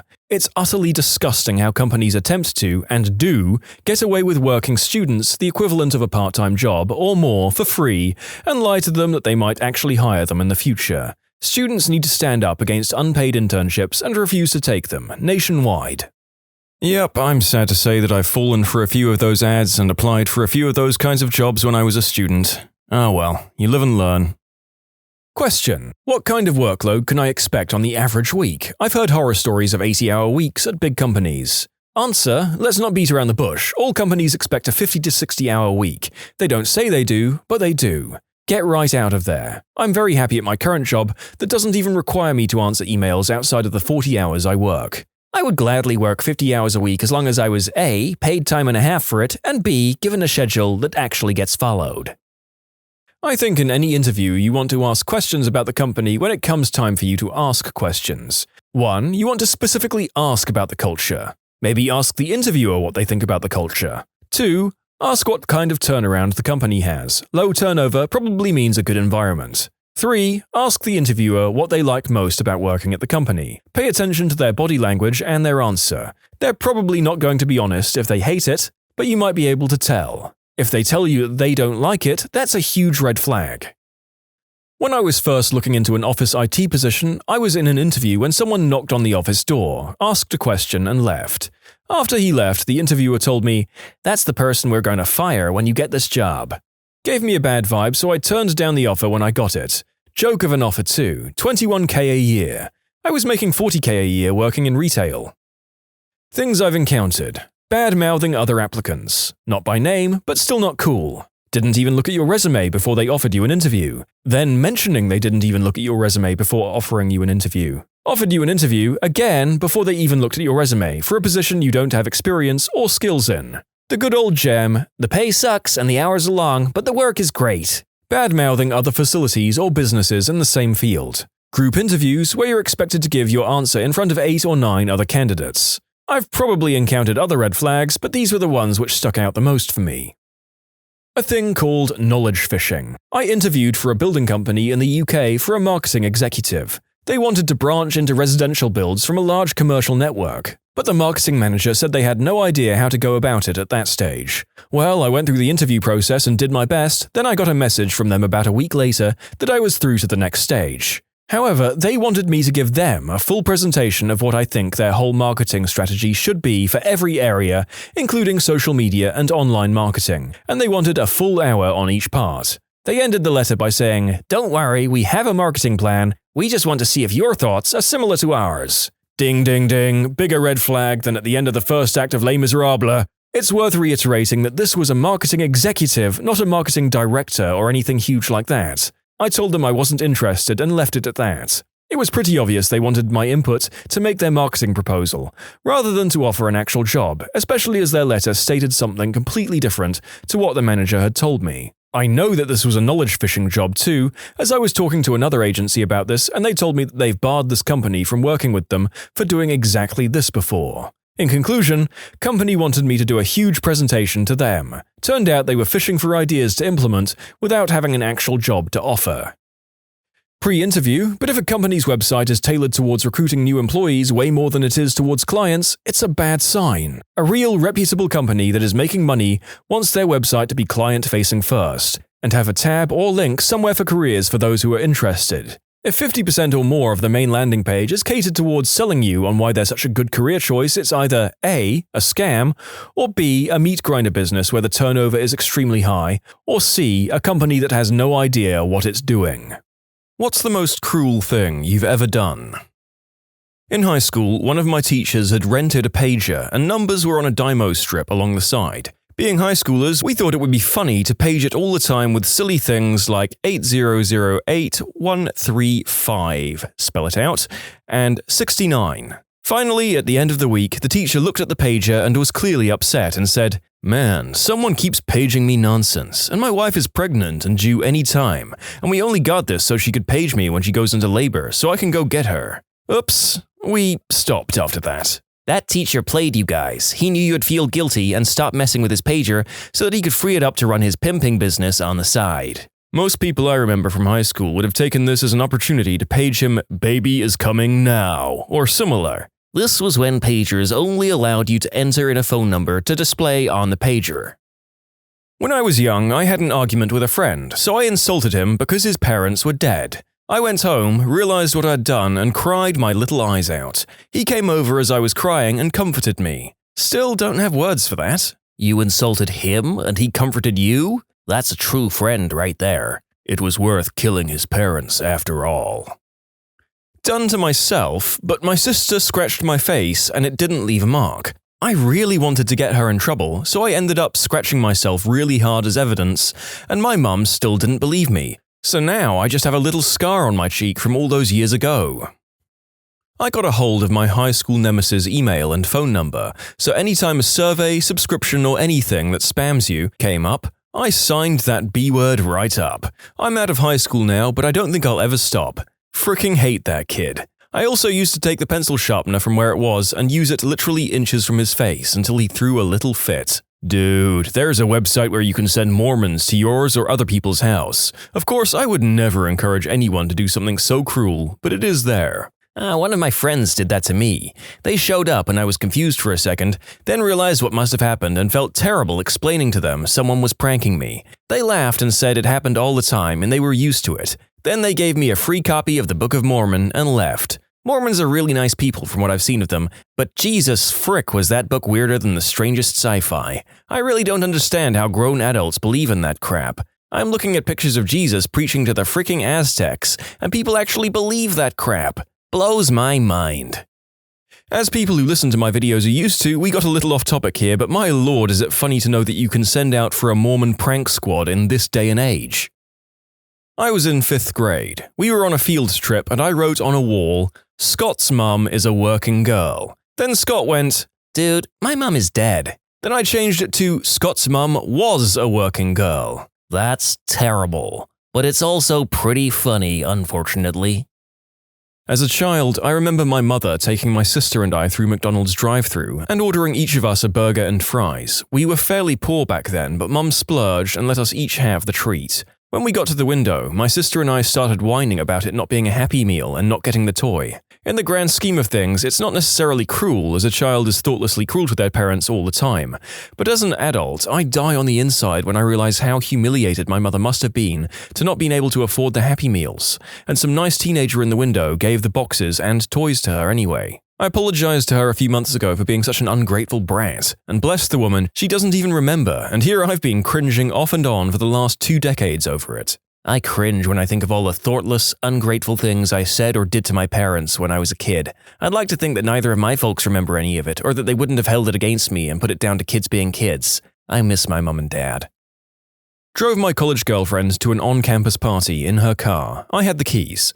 Found out at the party that she was cheating on me with a guy that was a friend at the party. Told her to get the frick out. As she walked down the street, I pounded a beer in the front yard. Realized I still had her car and dorm keys. Said, "Hey, B-word, you forgot your keys," and threw them at her. She was maybe 30 yards away under a streetlight. Keys hit her in the back of the head and she dropped like a sack. I instantly felt terrible and still do 25 years later. Her dropping like a rock under the streetlight without even making a sound is still stuck in my head. Even though she cheated, that was uncalled for. We're all good now. All is forgiven.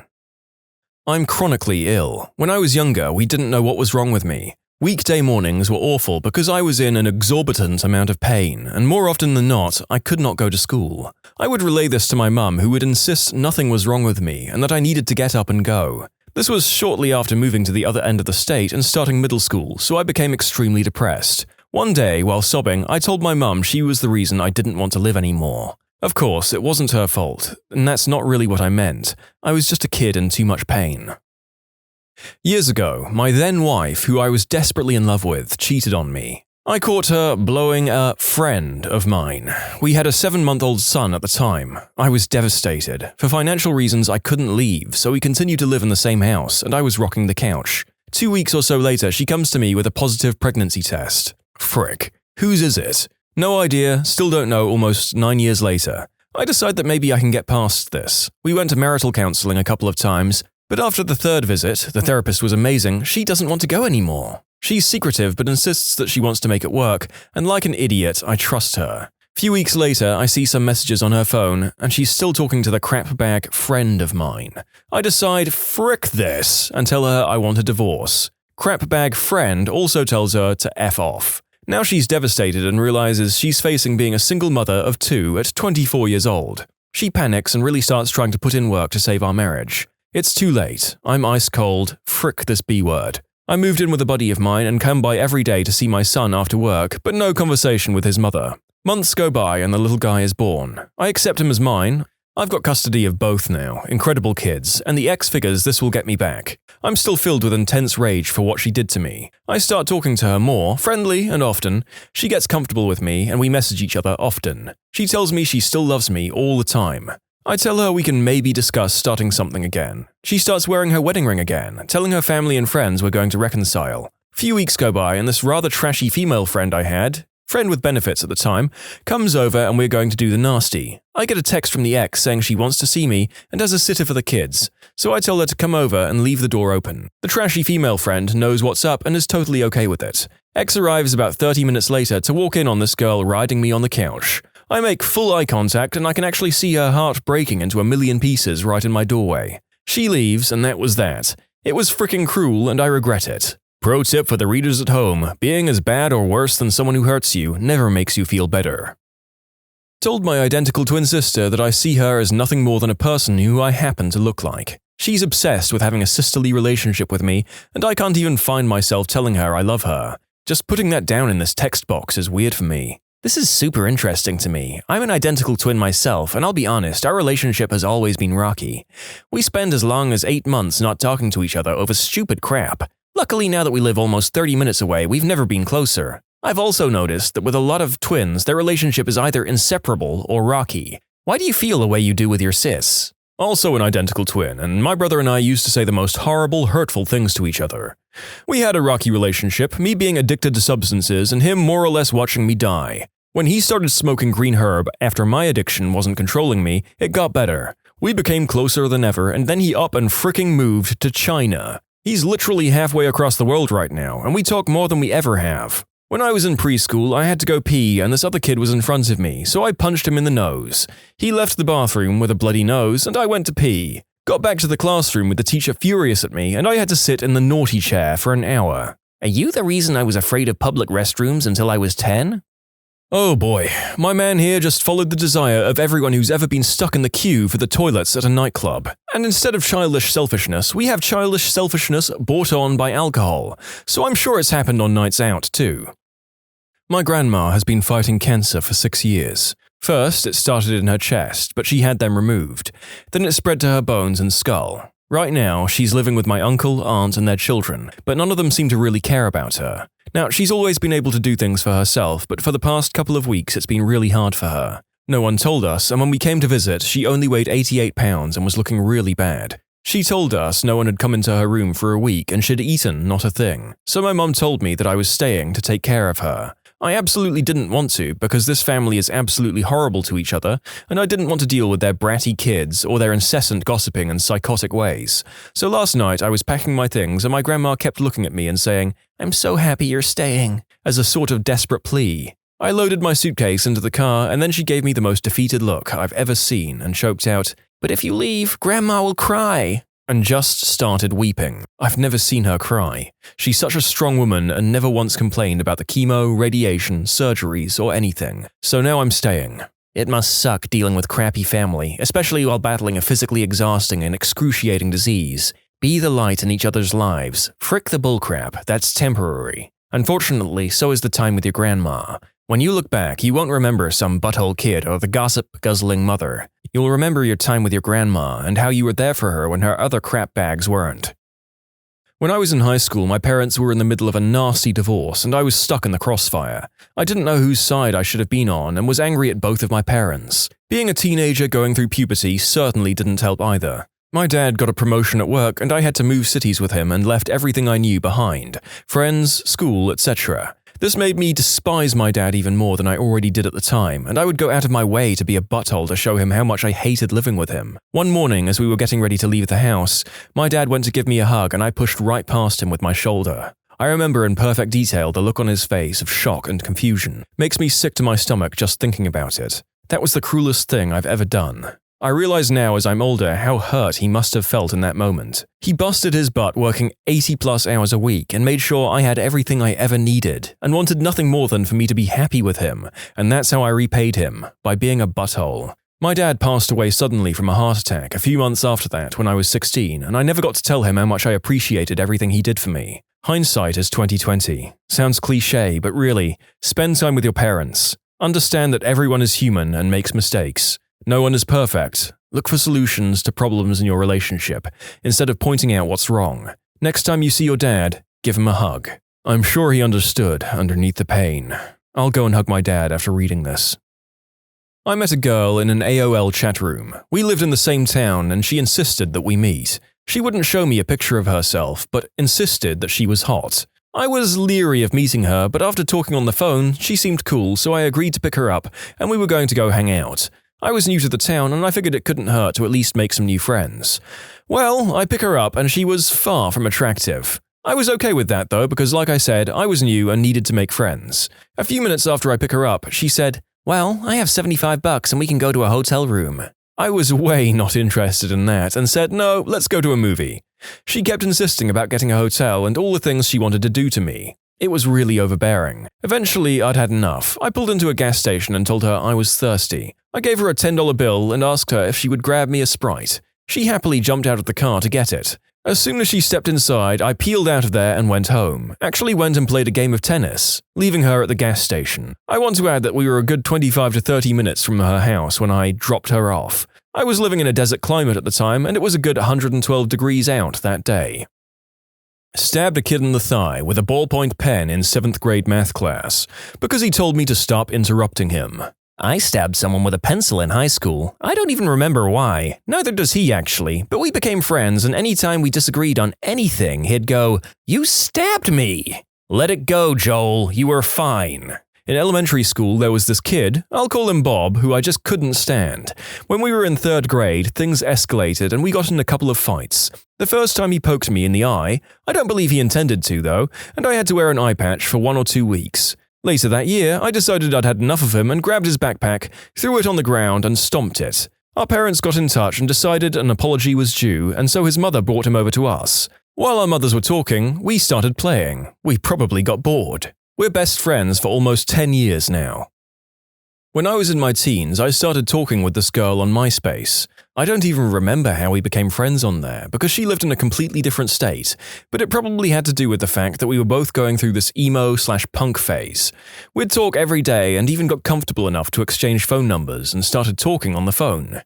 Then we started throwing around the word love. I was a dumb teenager and thought that I did have feelings for her, but really I didn't know her that well and was more infatuated with the idea of being star-crossed lovers or whatever, and it was nice having someone to talk to. We would always say how great it would be if we didn't live so far away from each other. One day she tells me she's coming to Chicago. At first I'm excited and we plan to meet up, but then on the day of I get second thoughts.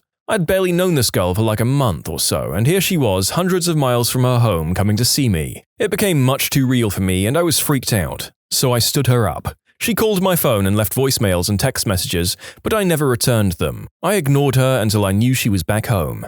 I then said sorry to her in a message on MySpace and started distancing myself from her. I still feel terrible about it. We were just 2 lonely kids, and she went out of her way to see me, and I broke her heart. Back in college, I used to own an 11-foot-long, 40-pound albino Burmese python, Butters. I owned a fair bunch of reptiles around that time, but Butters was by far the biggest and gnarliest.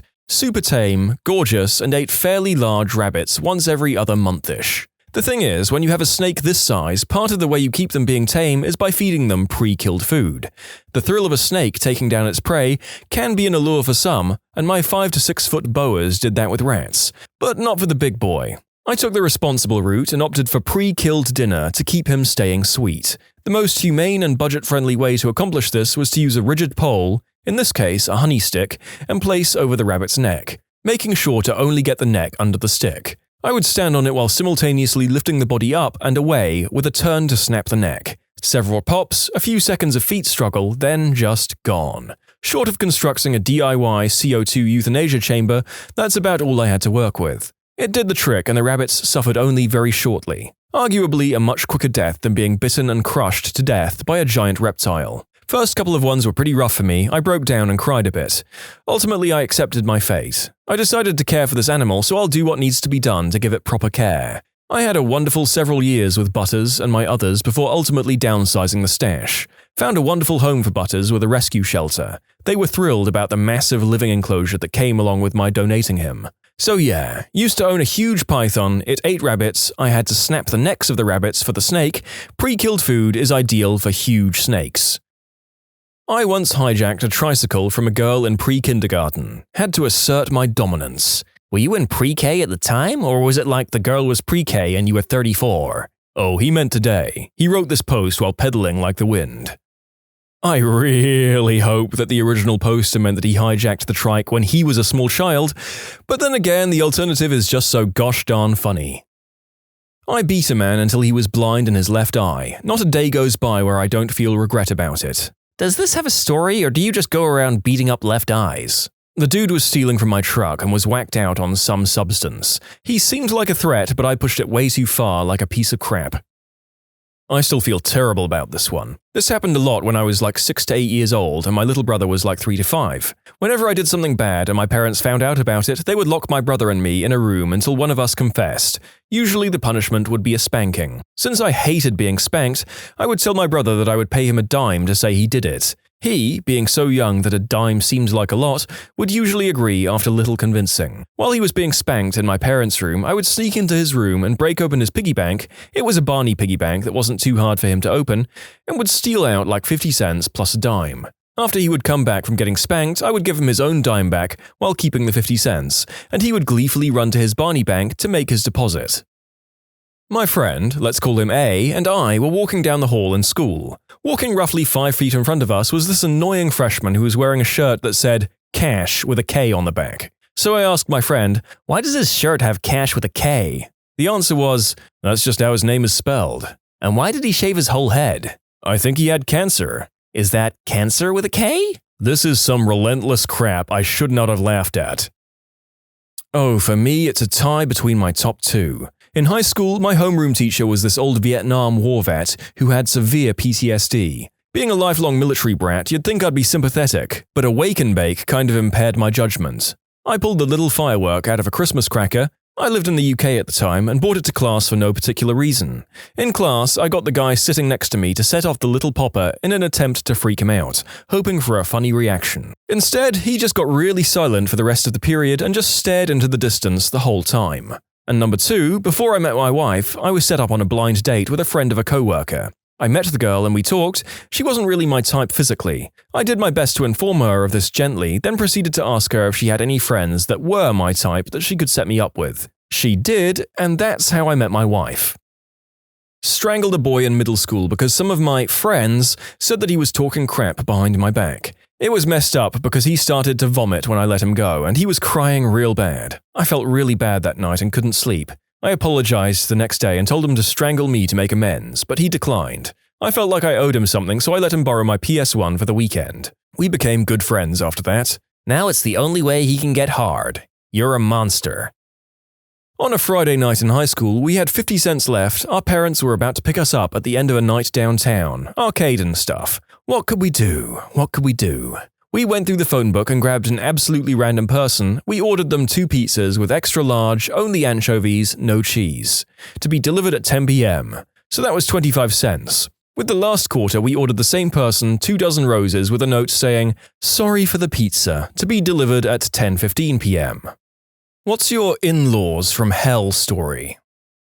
Husband took his own life. In-laws took me to court over insurance money. Most insurance policies don't pay out in the event of someone taking their own life.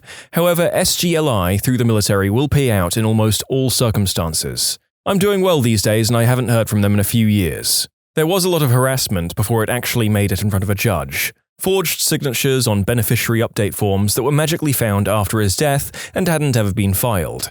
It was thrown out pretty quickly, but not before lots of headaches and money down the drain to a thankfully great attorney. Obviously, they were crazy before this, but it really was the cherry on top.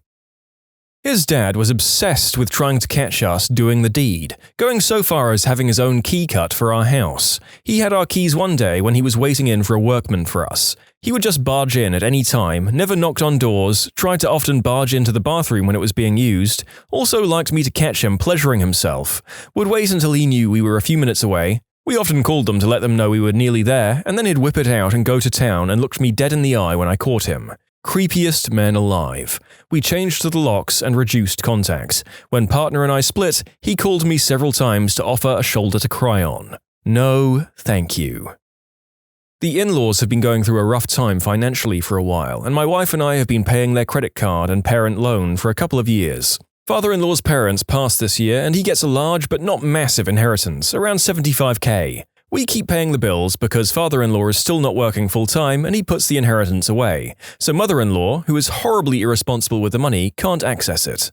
We just arrived on Christmas Eve and there's a Lexus sitting in the garage, paid for in cash, and now father-in-law is talking about how he wants a Cadillac. I'm so teed off that I haven't been able to sleep, and I don't want to frick up the holidays, so I'm biting my tongue until we leave, but there is no way we're paying the bills anymore. $5 says they'll react with, "But we need it! How can you be so selfish?" Don't cave. Remember how much that car cost. Remember they were saying in front of you, payer of their fricking bills, that they want a Cadillac.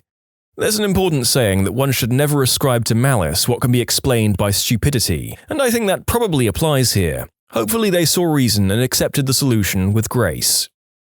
My mother wore all black to our wedding, complete with a black hat with a hanging black mesh to cover her face like she was in mourning. This made me laugh. So melodramatic. Does she always act like this? I'm low-key in love with passive-aggressive antics from family. My entire extended family is so melodramatic, I'm running out of popcorn. After driving almost 11 hours with husband to see in-laws, mother-in-law accused me of keeping her son away from her, and how I'm not ever gonna let her see her son again, to my face, and started crying in front of multiple adults and children.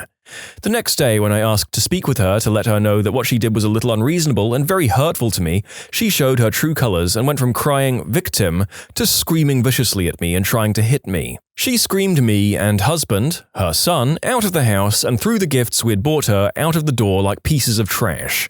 I cannot believe this is the woman who gave birth to my husband. She's like she's from another species. She sounds slightly mentally unstable. She just sounds very manipulative, playing the victim for the audience and getting mad when she realizes she's not getting what she wants. My mother-in-law said we could have the wedding at the place she works, for free, otherwise the venue would cost upwards of $7,000 just to rent out.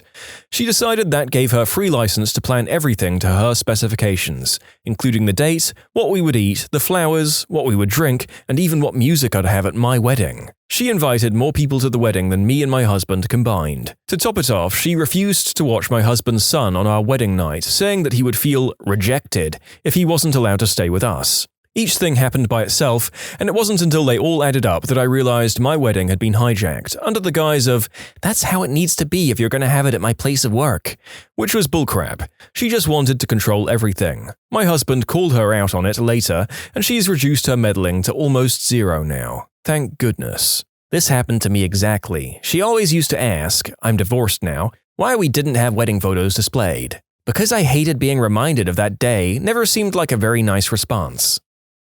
My soon-to-be mother-in-law devoted an inordinate amount of time petitioning the state to allow her son to be remanded into her custody for a day to attend my wedding. He was in jail awaiting trial for fighting a cop and nurse after getting picked up for drunk and disorderly. He was denied bail because he was currently on probation from previous alcohol-fueled shenanigans, theft and assault, and was looking at a nickel once he finally got a court date. She wouldn't listen to my wife and I when we asked her to stop, so we had to write our own letter to the Department of Corrections letting them know we would have an open bar at the reception and it would be a really bad idea if my brother-in-law was in attendance. We showed him pictures and videos 4 years later when he got out, the first time.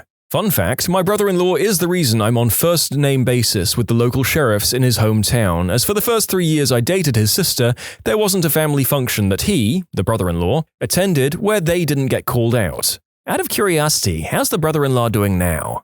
Today, he's walking around on parole as a convicted felon, carrying the balance of a 20-year sentence over his head, and someone is waiting for him to break parole. The problem is that he's definitely got a Jekyll and Hyde thing going on. When he's sober, he's one of the kindest, most generous, and most noble human beings you'll ever meet. But as soon as he starts drinking, it's all downhill from there. One of the first times I ever met him, he literally, as in took it off and handed it to me, gave me the shirt off his back so that I could make a good impression on their grandparents. He then proceeded to get so drunk that emergency services had to be called, which set the tone for the next 15 years of our brother's by-marriage relationship. I care deeply for the guy and do what I can to help him and his kids, but he doesn't have my home address for a reason. To answer the original question, he's getting his next 30-day chip next week, and we're all really proud of him. Again, I personally am hoping he sticks with it this time.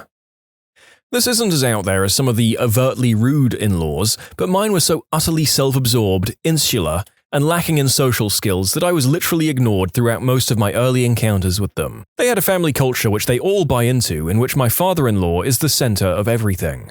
The only family pictures in the house were of him, none of the 3 kids, all food was prepared to his tastes, and he had no concept of other people's needs or feelings. Initially, I felt utterly rejected and disapproved of, because who goes to dinner again and again with people and is never asked one question, not even, "How are you?" It took me a long time to realize that they just had no idea how to interact with other people because they lived in this complete bubble. To this day, my father-in-law treats every conversation as an opportunity to change the topic to himself, no matter how outside of his experience it is. But I realize that they never cared enough about me to bother to disapprove of me. That being said, my father-in-law's levels of narcissism are so great that he sees, slights, and digs at him in a lot of my Facebook posts and unfriends me because he couldn't bear the idea that I wasn't considering his feelings with every thought I shared, as he's so accustomed to everyone catering to his needs all the time. I'm sure I was supposed to be wounded to have no longer been in his good graces, but I just laughed. I think he is genuinely and cluelessly taken aback when he's not considered the most important and greatest person in the room. My mother-in-law refers to all of her daughters-in-law as son's first wife. She gave me used stationery for Christmas. Want more? She wore a white dress to my brother-in-law's wedding rehearsal dinner and interrupted, then stopped the best man's toast so that the soup wouldn't get cold. She told me that I'm a horrible mother for not sending my kids outside to play unsupervised all summer, like she did in the 70s where mums would kick the kids out, lock the doors, and tell kids not to come home until dinner. I nearly died after having my first child, and she told me that God was telling me I'm not fit to be a mum of more kids. After we had our second, she told me that I had my hands full and had no business having a third. After my third child, she told me I had too many children for anyone to ever want to babysit. By the way, she has 3 kids. I keep a very clean house, but I have 3 young boys. They're messy. Before brother-in-law and sister-in-law came to visit one time, she sent a cleaning crew ahead to clean my house so that it would be up to their standards. He's the golden child. Father-in-law lives with us 6 months a year while he collects butterflies for his book. He pays no rent and runs up our utility bills with no thought about it. When we ask him to clean up after himself, he says he didn't realize he'd made such a mess, but thought it was my job as an at-home mum to clean up after the men. He's not invited back for 2016. When she comes to our house to see the kids, I regularly tell her not to get involved in our laundry. She always ignores me, goes through our closets, rifles through our stuff, and then makes comments about what she finds. To be clear, my husband always stands up to her. I was the one who constantly tried to repair their relationship. I finally gave that up last year. We're now essentially no contact with them, and they are not allowed in our house. To talk to the kids on the phone without us supervising, and phone calls are only on holidays. And now, after reading this, the narrator has decided to thoroughly stalk and vet individuals before any deepening of relationship going forward. Who would want a monster like this in their life? Where do I start? My mother-in-law and my grandmother-in-law are both weird about food. A few years ago, Grandma left a turkey to defrost on the counter for 4 days. My sister-in-law came over, almost fell down due to the smell. Grandma said the turkey needed to be at room temperature for the enzymes to develop. My sister-in-law had to bag it, toss it, and scrub down the kitchen to make it fit for humans again. My mother-in-law had a big dinner one year. Rather than use paper plates, she used real ones. She had about 50 people or so. We didn't go, but about a week later or so, we were over. There was lots of snow on the ground, and my dogs were out in the yard. One of them kept going over to a snowdrift and digging and digging. We went to see what was up. The plates were all buried in the snow. Rather than run them a bunch at a time through the dishwasher, she left them outside and they were covered by snow. So, service for 50 people, filthy, left outside for a week. No wonder my dog wouldn't leave that snowdrift alone. Nothing says loving like week-old roast beef stuck to a plate in the snowdrift. Last one for now, Grandma was supposed to get a bottle of pickled peppers yesterday as part of her Christmas gift. In the general chaos of kids and everything, the bottle, still wrapped, broke. It was all mopped up and tossed. We told her, sorry, we'll get you another one. Her response, why did you throw it away? We told her it was broken and the glass was all over the food. She told us we could have washed off the peppers and still eaten them. We told her, no, you'd die, and she refused to believe that. And this is why I never, ever, ever, ever eat anything these people cook. Not ever, not at all. So much to tell, but I'll just say that every once in a while, me and my wife have had to deal with a wellness check from the police because her parents call and tell the police they haven't heard from their daughter in weeks, even though they talked to her the other day. And they also say I'm one of those people who would chop my wife into pieces. Luckily, my step-uncle is a lieutenant in the sheriff's office, and the last time they got a call from the chief telling them to stop. I state I wanted to host Thanksgiving, and I invite all the family. Mother-in-law then invites everyone to her house and not us. Found out when I started calling sisters to firm up plans the week before. Also, the only family member not invited to a niece's baby shower. So done caring after 36 years of being the last invited or not being invited at all. Of course, we always get invited to the work parties. Okay, so my mother-in-law at the time of the story was about 350 pounds. She chain-smoked these terrible all-black cigarettes that were longer and thinner than normal cigarettes, and smelled like death, and she would only wear polyester muumuus that she bought in the 70s. Her voice sounded exactly like Roz from Monsters, Inc., and the only things she would talk about were how hard it was to find a new muumuu, or how her channeling was going, and what the various spirits had to say. The first time I met my mother-in-law, she sat me down and started talking to me about the energies that spoke to her from the Pleiades. As she was telling me about how they were going to fix the world, I realized that to her the Pleiades was one place, a bunch of space lights that were all very close to each other because they're close together from our point of view. When I, in my naivete, tried to explain to her that the stars that make up the constellation are in fact an enormous distance apart, and some of them don't exist anymore, she just scowled at me, shook her head and said, "No," and kept talking. Later that night, my wife and I were awoken by a huge commotion and we found her drunkenly destroying the kitchen. When we asked her what she was doing, she said, "The energies need a burrito." So we made her a burrito and sent her to bed. In conclusion, my mother-in-law is an insane, drunken chain smoker who only wears polyester muumuus and channels the spirits of the aliens who live in the Pleiades, who want a burrito. At my wedding, after the ceremony, our new mother-in-law started yelling at my husband because he made a joke to his father. She then proceeded to storm off, dragging his sisters with her. After about 5 minutes, her F-buddy of the week stomped over and just started going off on my husband for being disrespectful. I was almost certain my reception was going to turn into a brawl. 3 years later, she still hasn't apologized. Oh, where can I start? Gave my 7-month-old a scale for her first Christmas so she wouldn't get fat like me. Told my husband that he wasn't allowed to get a vasectomy because he might want kids with his next wife. Told me I was gross and that she didn't know why her son would want to come home to me. The night our daughter was born, she berated my husband for giving our daughter the ugliest name she had ever heard. My grandmother's name and his grandmother's name. Told my mother my name was ridiculous and ugly. This year she cancelled Thanksgiving and Christmas to try and teach us some weird lesson. It was fabulous. I could honestly go on, but she is just a bitter old lady.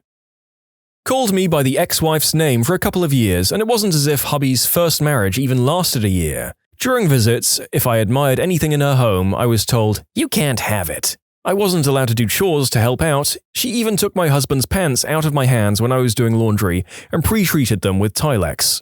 Ruined them, but I was to blame for rushing her. If I brought presents for her, I was extravagant. If I did not, I was cheap.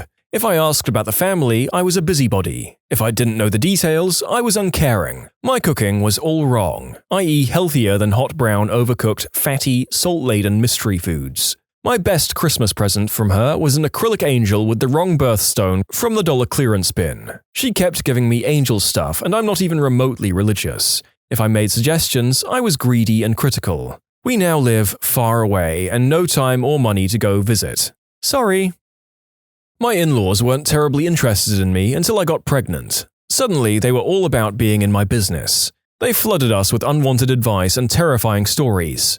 "I stopped giving my sons formula at 3 months because it was too expensive and they're fine." Or when told that the hospital checks our car seat before release, "I remember bringing our oldest home from the hospital in my lap and he's fine." Mind you, I'm the same age as their oldest, car seats existed, and people like them are probably the reason the hospitals check now. Anyway, this escalated to invading personal space, which included talking to and kissing my belly, even before I had a bump. No matter how many times we told them not to do it, my mother-in-law would swoop in like a ninja when I least expected it. Come wintertime, I had a good-sized baby bump and a maternity coat to cover it. We were leaving the in-laws' house and I already had my coat zipped up, smugly thinking I'd found a way to defend myself. Much to my horror, she starts pawing at the bottom of my jacket and attempts to yank it up.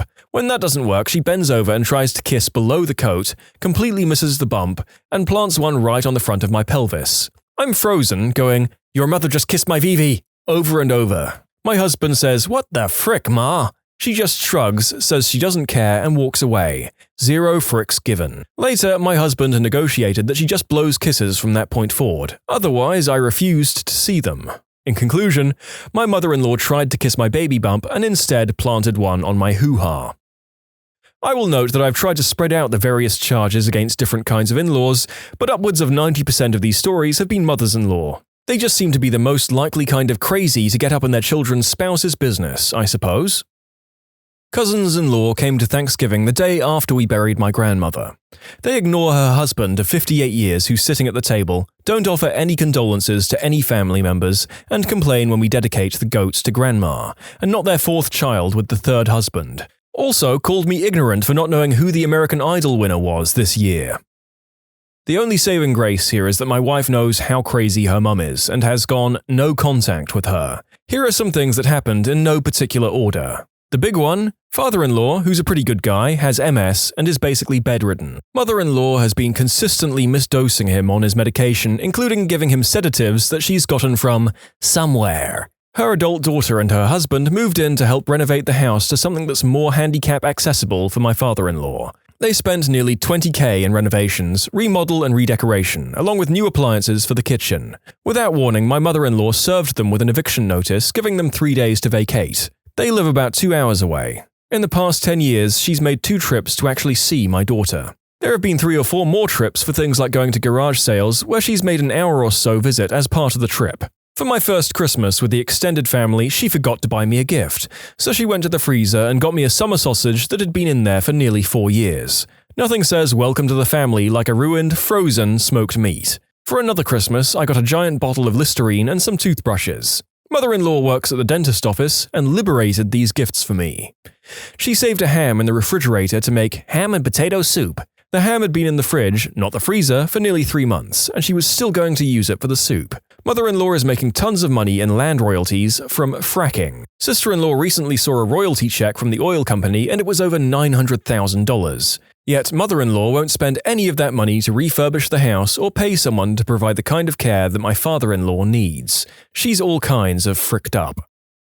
Not technically my mother-in-law yet, but told me her daughter wasn't ready for a ring after we'd already picked it out and she was asking me when she was going to get it. A few months later, she was contemplating a cross-country move and said to my face if she left, there was no one here that her daughter would stay for. First words to her daughter when she told her of our pregnancy were, "How could you be so stupid? My fiancé is 30, we're doing well, live in the same place, and are due in August. Cut the cord with the mother-in-law." To clarify a bit, my husband was 12 to 16 and watched her alcoholic dad beat her mum.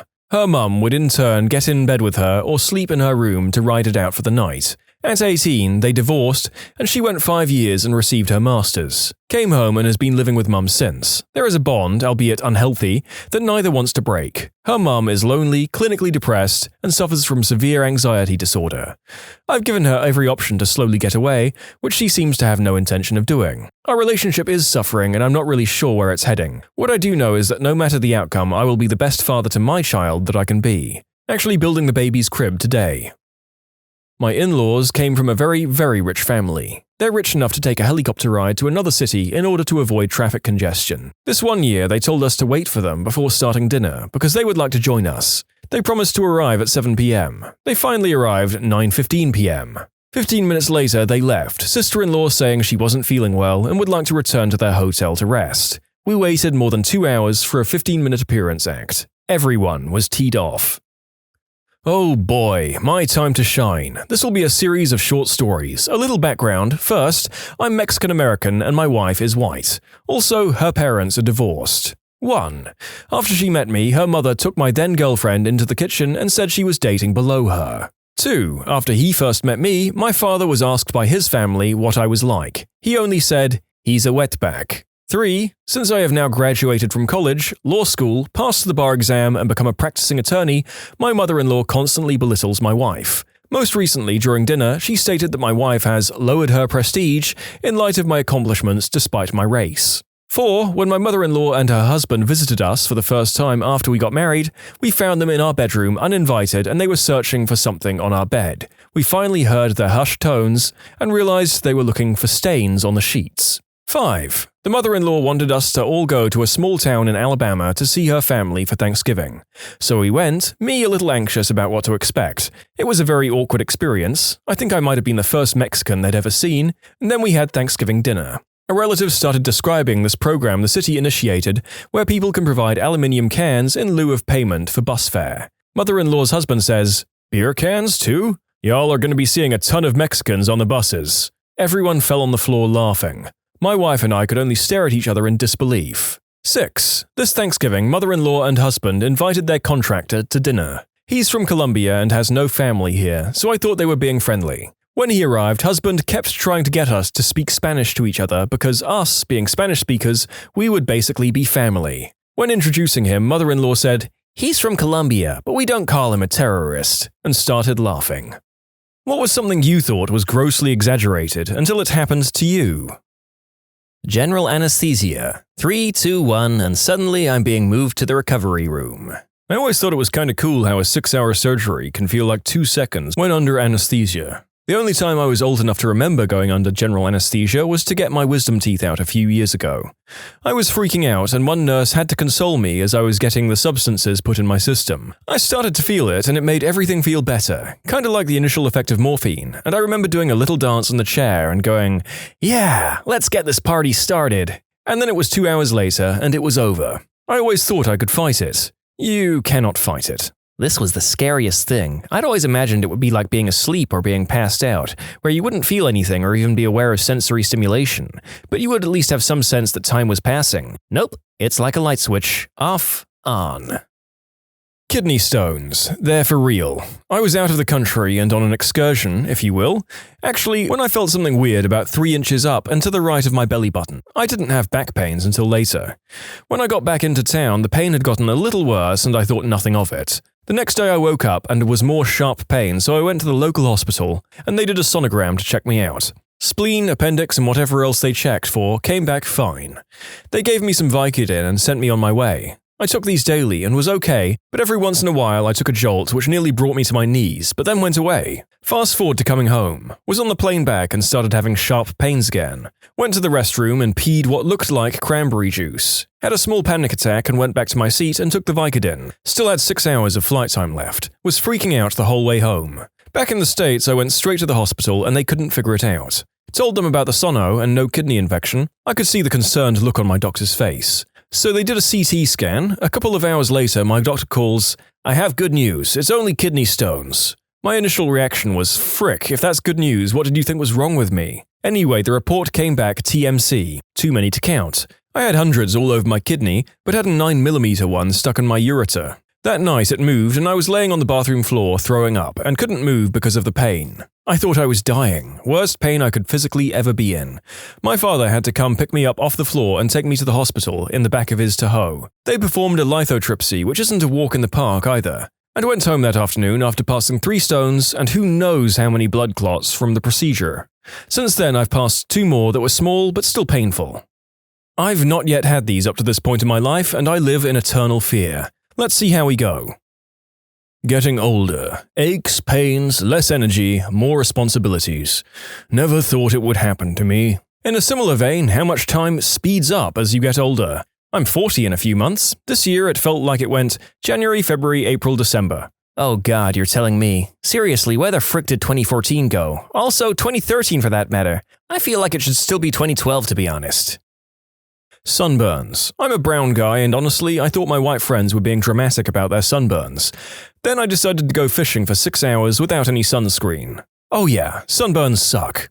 Dude, one time I got so sunburned I couldn't wear clothes for 3 days. I had to ask friends to bring food to my place because I couldn't go outside without clothes. When I woke up, the creases of the sheets would be imprinted onto my dry skin for hours. The very touch of air hurt my skin. It was one of the most painful experiences in my life. I developed a whole galaxy of freckles on my shoulders overnight. I came this close to skin cancer, I swear. I thought people who called in sick or whatever when they threw out their backs were sissies. Then I threw out my back. Holy heck, it hurt to do pretty much anything. I threw out my back and had bronchitis at the same time, the only time I truly wanted to die. At the ripe old age of 19, I started throwing my back out 2 to 3 times a year due to a congenital back problem. Thanks, genetics.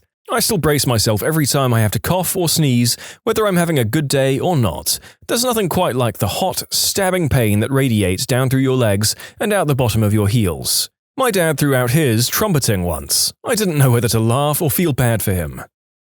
Insomnia. Not being able to sleep is freaking maddening. When I was younger, I thought there was no way this could actually be a serious problem. I was wrong. Welcome to my world. What is even worse is if your significant other totally sleeps fine. Ugh. Watching someone else sleep like a little lamb while you're exhausted and still awake is infuriating. That was me every time I had a sleepover. Like, how the frick did you fall asleep in 5 minutes? Then I'm awake for another hour or two just thinking about how much I want to strangle everyone who can fall asleep in under 2 hours. Black ice. I had a suspicion it was mostly something people blamed for careless driving. Then I finally ran into some. Didn't crash or anything, but honestly thought my brakes failed until I parked, stepped out of the car, and nearly fell from the slipperiness. Black ice is some scary crap. Last year, some poor woman launched her car off an overpass after hitting black ice. I pass under this bridge on my daily commute, and it's about a 50-foot drop. She actually walked away from the crash, so she was okay, but my gosh, can you imagine? I would have been dead anyway from the heart attack. On a related note, snow tires. I moved from Arizona to Montana in December. I'm not a very smart person. My dad told me to buy snow tires before departing, but I couldn't find any in Arizona, oddly enough, and concluded my all seasons would be fine. I read a bunch of tutorials about driving on ice before taking off, and I got really good at pumping my brakes about halfway through Utah. Finally, in Idaho, I gave up and decided to try snow tires. I thought it would be a waste of money and wouldn't make a difference. I was wrong. As soon as the snow tires were on, I suddenly had full control of my car again. In conclusion, my dad was right.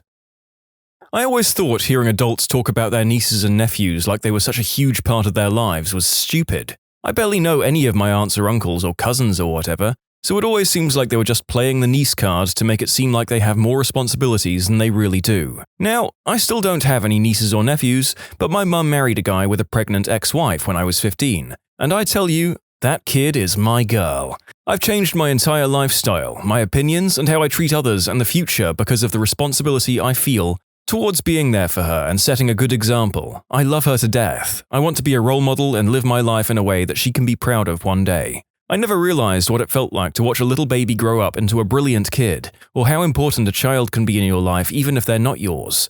And she's not even my blood. I get it now. Falling in love. Lemony Snicket sums it up perfectly. One of the remarkable things about love is that despite very irritating people writing poems and songs about how pleasant it really is quite pleasant. The day some sappy love song comes on and you're like, yeah, I get what they're talking about. How painful a badly cramping muscle is. I didn't buy it, then I had one when swimming one day, and I actually thought I was going to drown. My wake-up call one morning was a double hamstring plus a calf cramp. I don't know the odds of that happening, but my gosh, it was terrible. Eat a frickin' banana. All y'all motherfrickers need potassium. Vertigo. Oh my gosh, it's a nightmare. It really is. The first time I got it, it completely blindsided me. First thing in the morning, I opened my eyes and the horizon became vertical, which would have been amazing if I didn't feel like crap a millisecond later. Becoming dizzy really doesn't do vertigo justice. I literally watched the world rotate 90 degrees. Then I just had to wait until it stopped. Sleep paralysis. It's like my eyes were awake, but my brain was still asleep. I couldn't move my body. I couldn't breathe. The harder I tried to regain my breath, the harder it was to breathe. I knew it was pitch black in my room, but it was like everything was strobing colors, like dark, very deep colors, and there was a deep ringing in my ears. It only happened to me once, and it was terrifying. Sleep paralysis is the worst. The first time it happened to me, I had no clue what was going on, and I remember thinking I was dead, and I remember trying to scream, but couldn't. And the more I struggled to move or scream, the worse it felt. I've had it happen a few times since then, and since now I know what it is, I honestly just lay there until it passes. My sister was in a car accident over 15 years ago and still freaks out when a car gets too close. I thought it was just her being stupid until I was hit by a drunk driver. Now whenever I'm a passenger, I get really nervous and freak out if someone doesn't look like they're going to stop or like they're going to hit us. A panic attack. The movies show it as an almost humorous exaggeration of the severity, or so I thought, and then it happened to me. I realized those movies were absolutely horrible. Yeah, the panic attacks in the show Ted Lasso are actually about some of the most real depictions of this kind of event that I've seen in media so far. They are harrowing. Also, if you haven't watched Ted Lasso, watch Ted Lasso. How hard it really is to just find a job, let alone one that pays for you to have a comfortable life. Wait, it gets worse. You'll soon find out that a lot of the people that have those jobs are lazy, incompetent fricks who for some reason or another are immune from being fired. Especially now that you have to apply online everywhere. I was spending at least 15 hours online a week for months, filling out tedious applications while my savings dwindled. One day my mum says, "If you spend half as much time looking for a job as you did on that computer..." Oh man, I lost my freaking mind. I explained it, but to this day she doesn't get it. Even when I found work, I had 2 jobs where it ended up costing me money to even show up, and I had one where I was just barely breaking even. Not to mention 20 or so interviews of, "We'll call you," and all that freaking bullcrap. Wasting my gas driving all the way wherever, getting all dressed up and doing the "I'll suck whatever you want me to suck" dance. Frick that crap. If I'm ever unemployed again, I'll use my last chunk of cash to hire a hitman to perforate my trachea with a rusty screwdriver. I hate when people who've not had to do a job search or even been in the workforce for 15 years try to give you advice for finding a job. You just want to shake them and yell, "It isn't like that anymore. The whole system is different. The advice you're giving me is outdated and basically worthless." Bad period cramps. For those who don't know, cramps can vary in pain level with age. When I was younger, I thought I just had awesome pain tolerance or that cramps really weren't that bad, as I've had a lot of painful experiences. Broken bones, chronic migraines, tears, sprains, strains, slips, the lot, and been okay. Then it all went to heck. For one day a month, I'm literally in too much pain to stand up straight. I have to stamp my feet on the floor to keep from crying out if I'm for some reason able to get myself vertical and my feet to the floor. If I'm lucky enough to have the day off, I curl up around the toilet and just cry because I'm in so much pain I want to throw up. But since throwing up won't make me feel better, I just lay there hugging Ralph the big white phone for moral support. It's so painful I can't think. It's easily at the same pain level as a bad migraine or throwing my back out, both of which I've experienced. Holy frick, ouch. The kind of depression that makes it physically impossible to pull yourself out of bed in the morning. Putting down a pet. I held my best friend of 13 years' head in my hands as he slowly slipped away from me. It's been weeks and I still can't get past it. I've lost people I'm close to, and it didn't touch how hard this was. He wasn't just a dog, he was a family member. My cuddle buddy who slept in my bed with me every night from the time he was a puppy. I don't want another dog ever again. I just want my boy back. I would give up anything I have or ever will have to have him back. I miss you and I love you, Link. Toxic relationships. I always got mad at my cousin for not leaving a guy who horribly mistreated her, and then got into a similar relationship and it was really hard to get out. People are also unsympathetic to child mistreatment that spills over into adulthood. People always say, "You should have moved out earlier," or even worse, "They're your family, you should forgive them for what happened in the past." No. It still happens whenever I see them. I won't forgive a life of mistreatment. No one would say anything like that to someone who'd escaped a terrible partner. My mother had complete control over me and had even raised me to think she could read my mind at all times. It sounds stupid now, but when that's all you've ever known, it can be difficult to change the way you think. I never misbehaved as a teen, yet I was always a problem child, and my mother still tells the story of my life in terms of my anger issues and attitude problems. I wasn't allowed to go out even when I was 20. I wasn't allowed to work at all, to the point where I'm now panicking almost nightly about getting a job.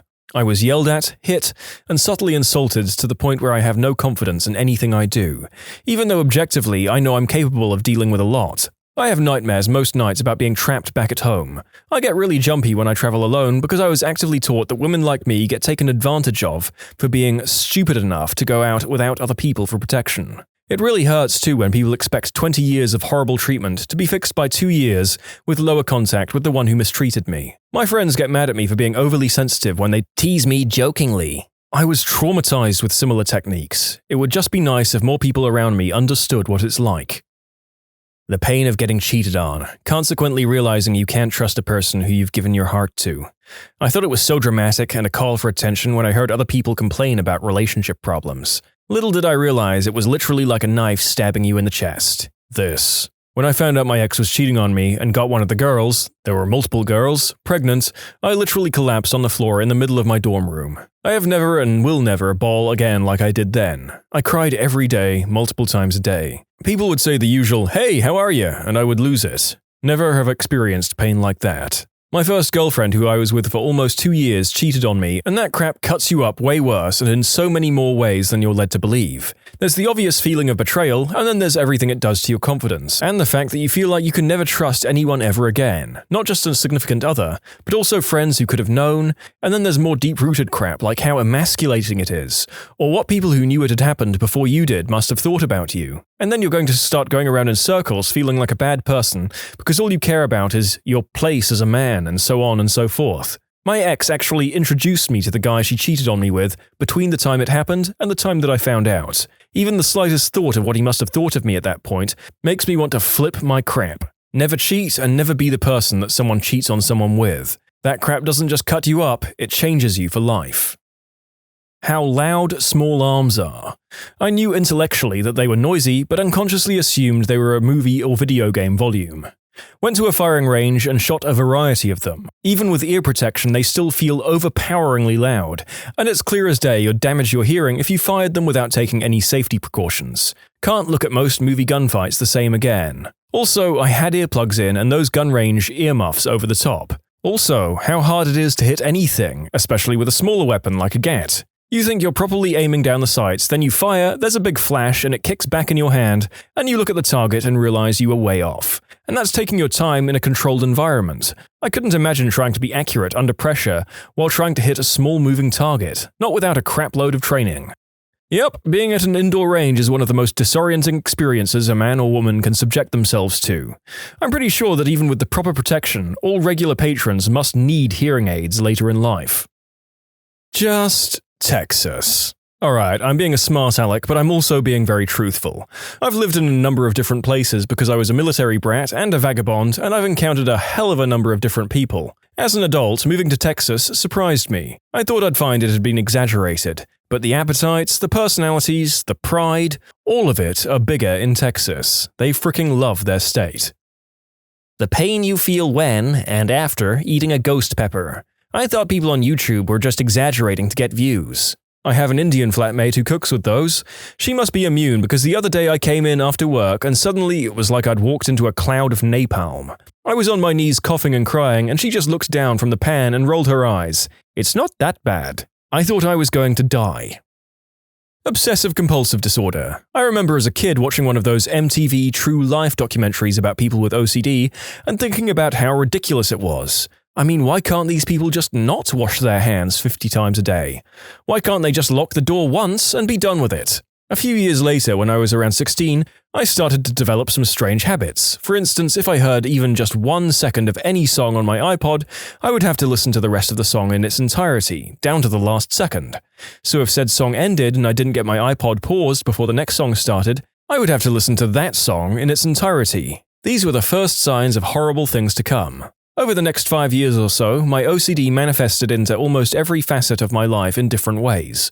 The compulsions would get more and more complex to the point where I would spend hours trying to fix it. Life was miserable and every day was a challenge. I could go on all day about the different compulsions and manifestations, but this is already the longest post I've ever made. I did get better for the most part, it's not ruining my life anymore and it's pretty dormant most of the time, but every now and then it creeps up and tries to bite me. I've learned to fight it pretty well though. The happiness of a stable, healthy, loving long-term relationship. I wish this were higher up in the list. My significant other and I periodically ask each other, when does it get hard? Because we're both from dysfunctional families. We've both accomplished so much because we support each other in a way I didn't know was possible. The nights we check out of adulthood to make pillow forts and eat ice cream for dinner make me feel like we're in Calvin and Hobbes. I've been told by cynical people, oh, you're still in the honeymoon phase? You'll start having fights soon. Like we're just too dumb to get into fights yet. We've been married 6.5 years exactly today, and we've been living together for more than 9 years. I think if we were going to start fighting, we'd have done it by now. Literally not a single fight in that entire time. Not to me, but to a very close friend, getting taken advantage of on a date. She simply wasn't the same person anymore. She went into a shell and refused to even seek help. It took almost 2 years of convincing her to take her to a therapist, and 3 years after that for her to almost come back to her old self. But even now, she refuses to trust men. Getting a bad, we're talking 2nd or 3rd degree, burn. I've broken 3 bones, gotten a multitude of concussions, had surgery and much more, but when I got 2nd and 3rd degree burns on my chest, nothing compared. The pain is unending and you can't escape it. You know in movies when that scary monster or psycho murderer is coming for a character and they just freeze in their tracks? You start yelling at the screen, "Run away, moron!" Yeah, well, that totally happens if you get scared enough. Your whole body just freezes to the spot even when you desperately want to run. It's horrible. Walking home from the bus in middle school, I had to pass this enormous Rottweiler that lived in a small yard enclosed in a 3-foot fence. Not nearly enough to keep it in. The dog would bark furiously from the moment it saw me until I went out of sight. I was terrified every day. I generally like dogs, but there was no question that this one could maul me. Well, the inevitable happened and it jumped the fence. I tried to scream, tried to run, but couldn't do anything but cry. It was awful. I couldn't attract anyone's attention or help myself. I felt so scared and alone. Like you, I always thought it would be easy to get myself out of danger. It's not. Lucky for me, the Rottweiler wanted to only lick my hands and get a little pat. But man, was I scared. What was your funniest time walking in on somebody in the buff? I work at McDonald's, and one day while I was handing a woman her food, I saw that she was in the middle of sending naughty pictures of herself. When I was living in New Zealand, one night my roommate brought home a guy from a bar, and they did the deed on the couch. It just so happened that the couch was on the opposite side of the wall from my bed, so I heard it all. But that's besides the point. The next morning I woke up to a text from a different roommate saying that there was a clothless guy on the couch. I casually went to the bathroom to sneak a peek, and there he was, all in his glory, passed out on the couch. The roommate who brought him home was nowhere to be found. We later found her curled up on the bathroom floor, also in the buff. And now they're married. The end. That's not how you do a one-night stand at all. As a kid, I always went to summer camp in a different state, and we would often take multi-day canoe trips around the general area. On one of these trips, after a long day of paddling down a river, the trip leader decided to stop on an island and set up camp for the night. As the day progressed, the sunshine turned to rain, and before we knew it, it was a full-on monsoon. As me and a bunch of other boys huddled under a tarp, someone pointed out 2 people swimming on the other side of the river. We noticed it's 2 guys and a girl and continue to watch. Before we know it, the girl stands up, revealing she is completely clothless. In fact, all 3 were skinny dipping. Being teenage boys, we decided to yell and wave at them, asking if they'd like any s'mores, while taking turns looking through the binoculars. We thought they would be embarrassed. However, they weren't fazed by this, and one of the dudes began to swim over. I'll never forget his face as he got closer and realized we were a bunch of little kids. Needless to say, we gave him a s'more. In conclusion, saw an unclothed river girl and fed an equally stark-as man a s'more. I have a similar story. Me and my family were floating down a local river. This place is a real party every day in summer. Anyway, we get to this one corner, and there's this girl flashing both banks of the river. Of course, all the guys yell in appreciation, and here I am, a 15-year-old kid with his parents, heading to the end of our floating trip, and my mum is trying to get my attention. Finally, she says, "Jake, they aren't even a very good bosom." Without skipping a beat, I turn to her and say, "Mom, they're still a bosom." I swear my dad shed a tear when I said that. Sort of accidental. When I was in high school, I lived with my dad. Our house had a pool and a hot tub, and Pops was a randy old hound. He was shooping it to what seemed like all the divorced ladies in my neighborhood. Being single, well off, and having a hot tub really greased the wheels. Anyway, he and his girlfriends weren't exactly incognito, and after a few drinks tended to come in and out of the house, where I was, in varying states of undress, to use the bathroom and get refills or snacks. Let's just say that I saw many more of my friends' mums than was polite to discuss. Well, at least it made for some decent online trash talk. Yeah, well, my dad fricked your mom.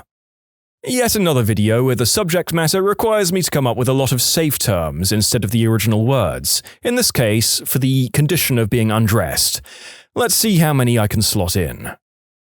I guess it's not really accidental because she dropped hints later that it was intentional, but at the time I thought it was. Went on a date with a co-worker. While waiting for her to get ready in her living room, I could see her full bare figure in the reflection in a mirror on a door. She had a ridiculously awesome body, too. I used to work in an electronics store. We regularly had promo staff and reps in on the weekends to sell their stuff in store. This particular weekend, we had 3 models in promoting some camera or something.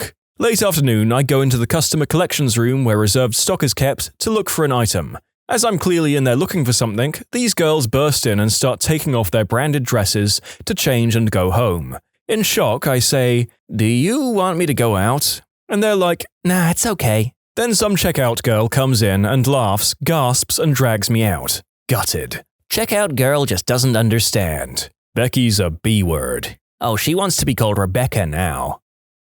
When I was about 6, I was at the ocean with my parents. My dad was playing with me in the breaking waves on the beach. I saw a rough wave wash over this young lady a few feet from us, and it totally swept her bikini bottom off.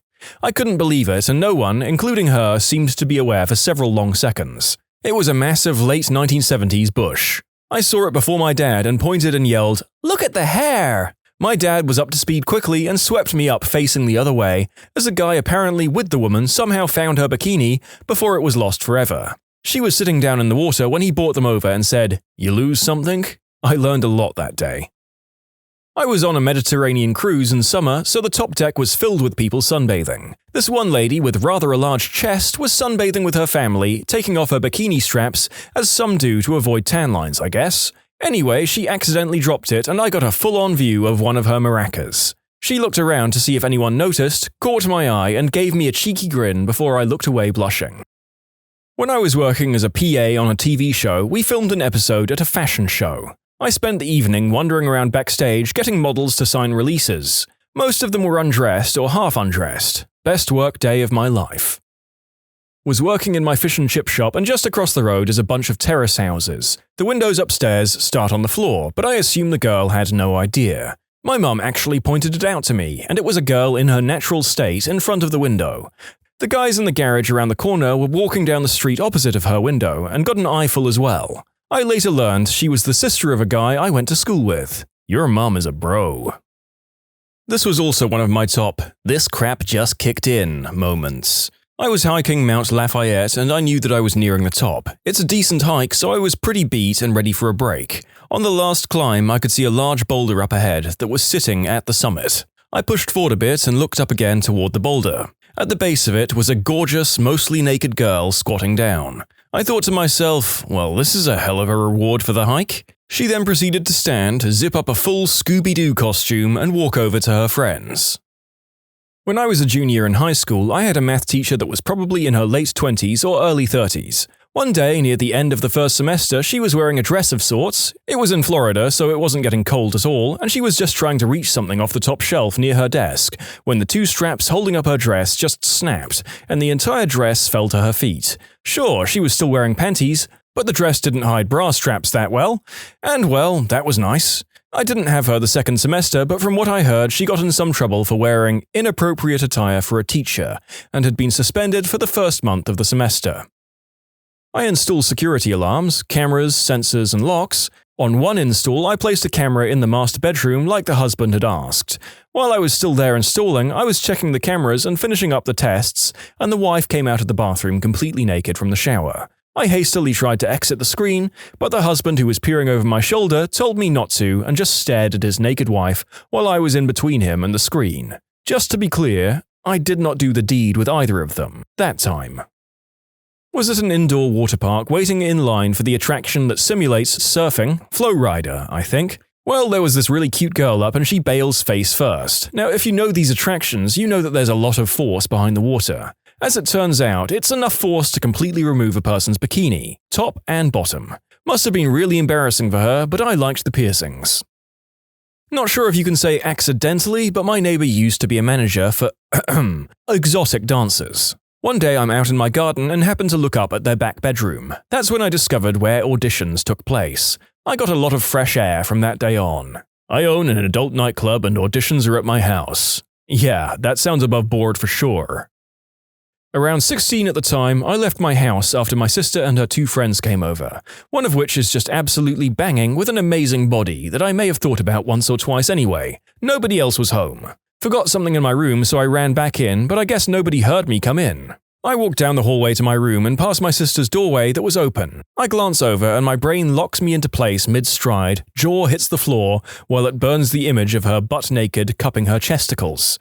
They all look over at me and scream. I can't look away. She runs toward me and closes the door. I ran to my room, took a few minutes to savor what I saw, and left.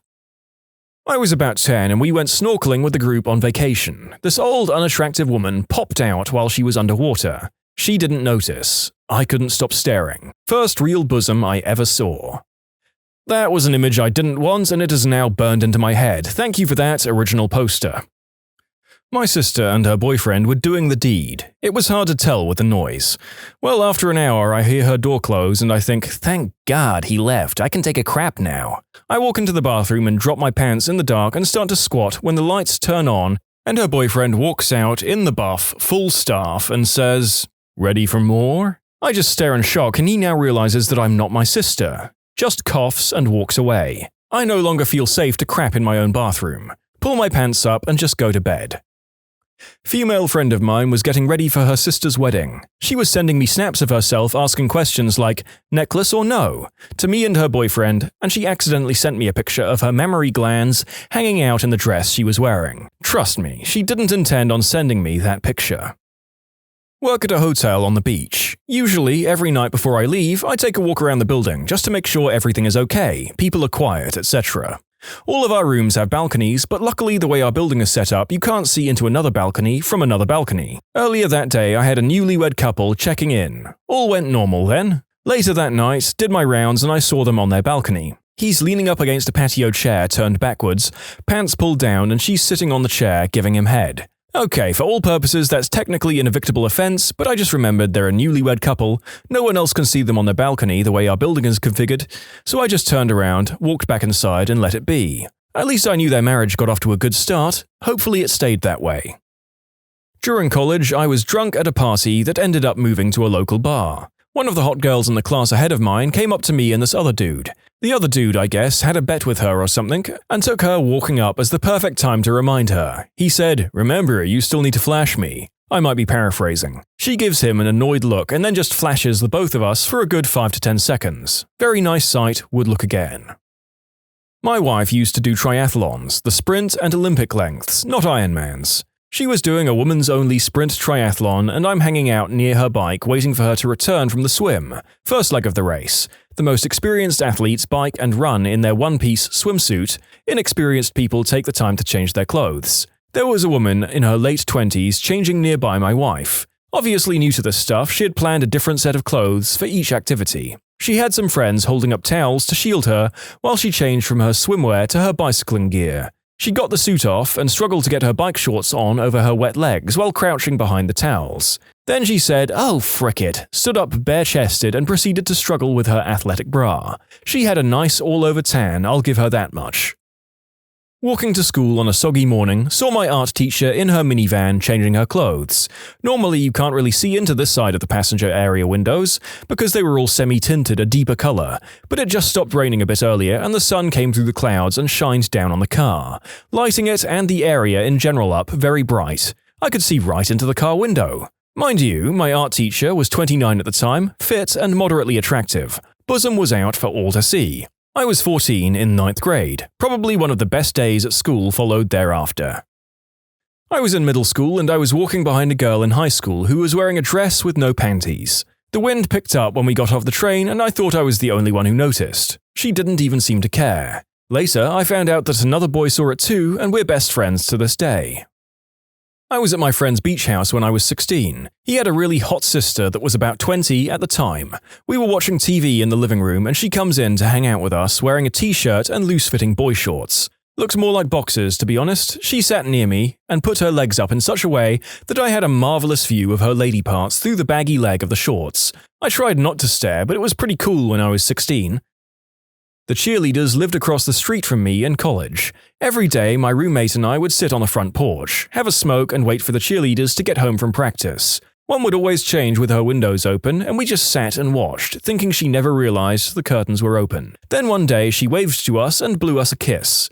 Cue the debate. Do we go over? What should we do? What if she just wants you and not me? What if she wants both of us? Former college cheerleader could have been anything. She could have wanted you to come over and do the deed, or she could have just liked showing off her body. Both are equally plausible, mainly because, at times, pulling tail was a game for us too. She probably knew people were watching and she liked it. I dated a girl who would have fun with herself in front of her windows so her neighbors could watch. That is truly disgusting. You should PM me her address so I know to avoid that area. Smoking hot girl going down a water slide. Her bikini top got caught and came off. She had a wonderful chest. My buddy once accidentally Snapchatted his nudes to me and our group of friends instead of his girlfriend. Handed the Verizon guy my phone to get it turned back on. Opened Safari and the first thing that popped up was the best pic of my chest to date. We both just laughed it off. Been selling phones for like 10 years. Ran across accidental chest selfies more than a couple of times. It's usually never the kind you want to see. Also worked as a fireman/medic. See many there as well. But they're always like 70+ years old, no good ones there either. Oh frick, this reminds me. When I was doing long distance with my ex, we'd send each other pictures au naturel. She requested pictures of my eggplant quite often. She really got off on those. Well, she selected her favorite picture of my wang and put this as my contact picture, even after I came back from living abroad. I knew it was a bad idea, as it would show every time I rang her. Of course, the upside was that she'd always be down for fun when I rang her. Well, one day at the family dinner table, she's telling everyone how she wants a new phone. Her mum, dad, and sister, and me were there. Her dad just looks up to me and says, "You reckon she'll install a different contact picture for you on her new phone?" Oh gosh, I would die if that were me. I should also note that yes, the vast majority of these stories are about women rather than men. Then again, since a larger proportion of male indecent exposure cases are received to much less positive responses for a myriad of complicated reasons, perhaps that's not surprising. I was in London and my sister and I got last-minute tickets to see Patrick Stewart in A Life in the Theatre. We had amazing seats, 3rd or 4th row centre. So at one point during the play, Patrick Stewart sits down on a folding chair right in the centre in front of us. He was wearing loose shorts, and his fricking balls were showing through the shorts. They were huge. It was glorious and incredibly awkward at the same time. The whole scene, he's just balls out. I still can't look at him without thinking, dude, I saw your balls. When I was in 3rd grade, we had a really pretty, red-headed student teacher. I can't remember her name, but I remember she was teaching us French for some reason. Apparently she spoke it really well. I'm not sure why that would be part of the 3rd grade experience. One day she came over to help me at my desk with something, and leaned on my desk and bent over. For whatever reason, she decided not to wear a bra that day, and right in front of my face, swinging in her dress, were the largest pair I'd seen up to that point. It was glorious. I truly believe that event changed me, and set the type of woman I've been into ever since. It was certainly a formative experience. At a party in high school, my best friend got hammered and passed out in the front lawn halfway through. I was hanging with my other buddy and his girlfriend, who was also hammered, when he decided to go and check on my best friend. He asked me to make sure his girlfriend didn't do anything stupid while he was gone. She flashed me. I failed him. You had one job, damn it. I was a freshman at Louisiana State University a few years ago, living in the all-male honor dorms. During the first couple of weeks at school, I'd made friends with a couple of girls who roomed together and were friends from the same high school. They had a 3rd roommate because they had a corner dorm and it was huge. All-girls dorm, so I had to be signed in and out. But it was a spacious place to chill, big as it was. So one night, I'm in there with friends hanging out. It's around 7:30 or so. Dining hall just cleared out. So the dorm is packed with girls hanging out and watching TV. And also showering. The alarm goes off, panic ensues as people scramble out of the communal spaces and dorm rooms, and also out of the showers. Positioned as I was at the end of the hallway because the dorm room we were in was in the corner, I saw 8 girls in various states of undress, wet and slippery, from half-dressed to completely starkers, running toward and from me. I'd been at university for a few weeks. I thought this was just the beginning. Nothing but this from here on out, boys. Didn't quite work out that way. But I'll never forget that one night it just so happened to. When I was 8 or 9, being driven by my mum somewhere and staring out the window, in the car right next to us at a light stop, this gorgeous blonde just casually takes off her shirt, removes her bra, then puts a new shirt on. My jaw was on the floor. Mum didn't even notice. I'll never forget it. Winning. I delivered pizza for 7 years. Reddit hardly existed when I finished that job, and while I knew some of the chests I saw were probably dares, that doesn't bother me. I knew it. Brazzers was right all along with the pizza guy gets laid a lot. Some people pay to see women's chests. You got paid to see women without tops on. Think about that. I think my best and worst accidental exposure is the same story. I was in my car with my now husband getting ready to leave the parking lot at Lowe's when we looked up and saw a couple trying to put a carpet on their car. First of all, they were trying to strap a 9x12 rug to the top of a retired police-issue Crown Vic, which was unusual enough. My husband wanted to see how they were going to pull this off, so we stayed in the car to watch the spectacle. They started to unroll the carpet, which is when the girl bent over in her short summer dress, sans underwear.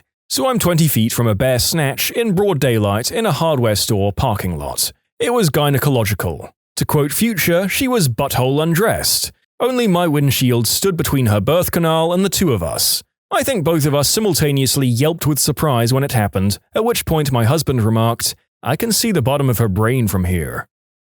I was dating a twin for a short period of time. They still lived with their parents and shared a bedroom. My twin was taking a shower, so I was just chilling in the living room. The parents were out of town for the weekend, so the twins and I had the house to ourselves. The boyfriend of the other twin would come over at a later point that night, but wasn't there yet. After finishing a show on TV, I walked upstairs to go see if she was finished showering. When I walked into the bedroom, I saw her, naked as the day she was born, and I approached her from behind. I cupped her fun things, big ones, and smelled her wet hair and was about to tell her how nice it smelled when she said, wrong twin. Out of shock, we both stayed like that for 2 or 3 seconds, then I backed off and asked her, "Never happened?" She agreed, and we've never told my twin. Well, that was almost 10 years ago, and we were only dating for a couple of months, so by now she must have told her, I guess. How have you traumatized your parents? Here's my story. It begins far away from my parents, deep in the woods. I was 18 years old. As summer came to a close, I went on a week-long hiking trip with my girlfriend. We went off the grid, many miles from civilization. There were no designated campsites, running water, etc. We were roughing it. Being young and randy, we wanted to have our share of fun adult times. So I bought a sizable stash of prophylactics. Of course, there were no garbage cans in the middle of the woods. When the deed was done, I had to put the used wang covers into a Ziploc baggie in my backpack. By the end of our week in the sweltering August sun, the baggie was full and funky. The trip went well. I returned to my parents' house exactly 1 day before I had to leave for my sophomore year at college. I was also a ridiculous slob. So, using my patented packing style, I hastily dumped my backpack's contents into my bedroom closet, picked through the mess, took what I needed, and left the rest. Yeah, I forgot about the baggie. But someone else found it. No, not my parents. My dog. Basically, my parents came home one day to find used prophylactics spread all over the living room. Yeah. Apparently my dog had found the baggie, but he didn't just sniff it or eat it on the spot or whatever. No, he took it downstairs and spread my week-old rubbers and splooge all over the couch and carpet in the living room. The first room you see when you enter the house. Welcome home, Mum and Dad. They didn't tell me about it for years to spare me the embarrassment. When my dad finally did tell me, he was laughing his butt off. But my mother was apparently not pleased. In conclusion, my childhood dog spread my used rubbers all over my parents' living room. When I was in 8th grade, I was staying the night at my friend's house, and it so happened that one of my favorite movies, A Christmas Story, was going to be playing on TBS. My family didn't have cable, and I knew everyone would enjoy watching it on Christmas at my house, so I asked my buddy if we could record it onto VHS so I could take it home. He grabbed a blank tape from his dad's office, popped it in the VCR, and we recorded Ralphie and his Christmas shenanigans. The following day, I went home and told my parents and siblings that I had a copy of the movie. They were ecstatic, and we all agreed to watch it the following week on Christmas Eve. Christmas Eve rolls around, and my parents, brothers, about 5 and 8 years old, sister, 7 years old, and myself gather around the TV to watch the movie. I rewind the tape to the beginning and press play. For the next 3 seconds, although it felt like an hour, my entire family and I watched a woman sucking a large male organ before it quickly cut to A Christmas Story. We'd obviously taped over one of my friend's dad's adult flick tapes. Nobody flinched. I looked at my parents, who had these bizarre frozen smiles as if nothing had happened, and everything was right with the world. My brother and sister continued watching the TV but had looks of bewilderment on their faces as they tried to process what they'd seen while simultaneously trying to enjoy the beginnings of A Christmas Story. Nobody in my family has ever mentioned this event. I'm 30 years old now, and A Christmas Story is no longer part of our family Christmas tradition. Oh sweet lord, we've missed out on many great awkward family moments now that the age of the cassette tape has been and gone. We shall miss you, Old Faithful.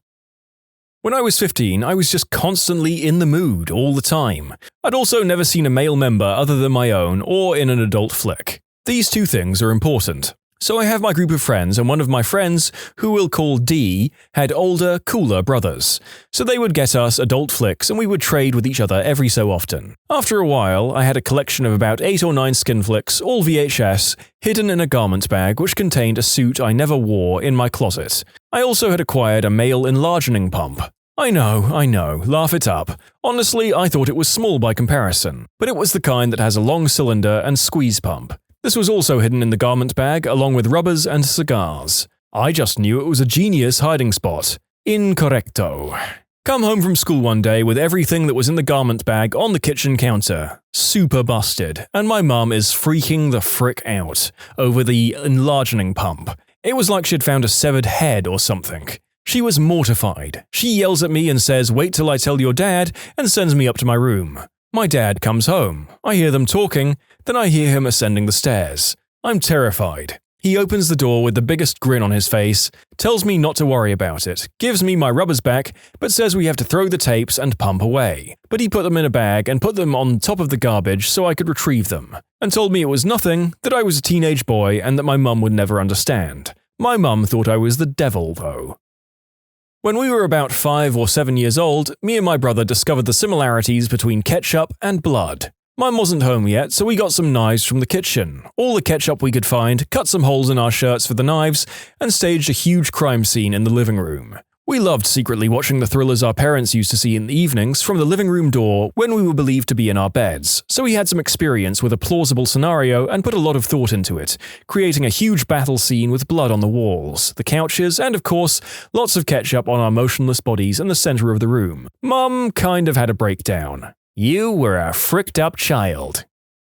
So when I was 16, I found out that who I thought was my dad was actually just my stepdad and not my real dad. Well, a sister I never knew about contacted me, and it turns out my real dad lived in a small town just 8 miles away from mine. Well, I met my sister and had her come over one day while my mum was at work. My mum came home early, and when I introduced my sister, I introduced her as my girlfriend. The look on my mum's face was priceless. That is beautifully evil. I was around 14 and was pretty depressed, so my parents were on guard. One day I woke up early with a runny nose, but being tired, I just went back to sleep.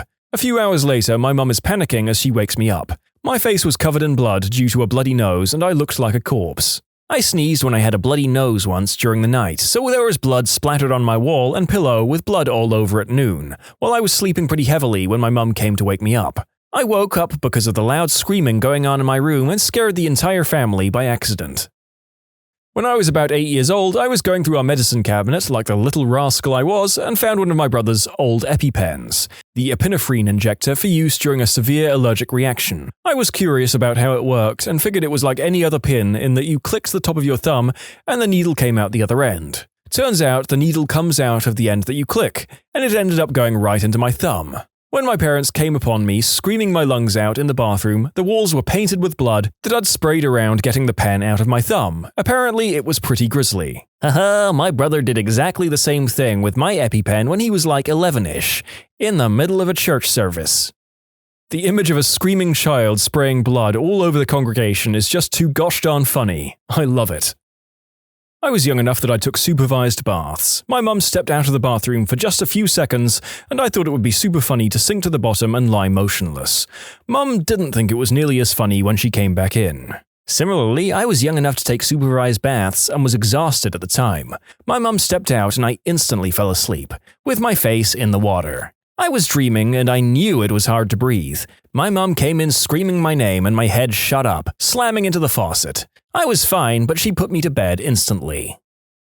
To this day, we don't know why, but toddler me decided one night to get out of bed, grab my toy hammer, walk to my parents' room, round the bed, and smack my sleeping dad in the face before dropping the hammer and returning to bed. He's still jumpy in his sleep. I fell out of a moving car when I was 6. Luckily, I was in a car seat and landed in grass. How does this happen? One word: Jeeps. For some context, when I was about 7, I lost my cat. He just disappeared one day. Probably coyotes. But his favorite thing to do was sleep in my mum's bathroom sink. Also, my neighborhood is infested with cats because someone down the street never got hers fixed. So now for the real story. I was swinging on my porch swing, looking over into the bushes and saw a cat. It was laying down, eyes closed, mouth open. No wounds as far as I could see. It looked asleep.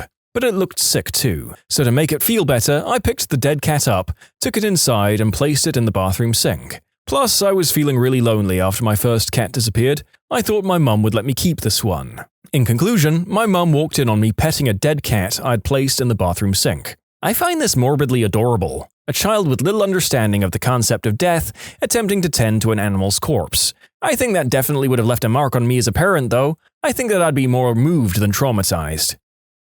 My mum got my sister and I our first set of makeup when we were 11 and 15 respectively. We ran to the bathrooms to try and figure it out and immediately decided that the best course of action was to paint bruises and wounds all over our faces, fake fight sounds and screaming, then run to our mother's office area appearing like we needed to go to the hospital. It worked. She turned about as white as a sheet and screamed before we collapsed into laughter. We weren't allowed to have makeup again until we were adults and bought it for ourselves.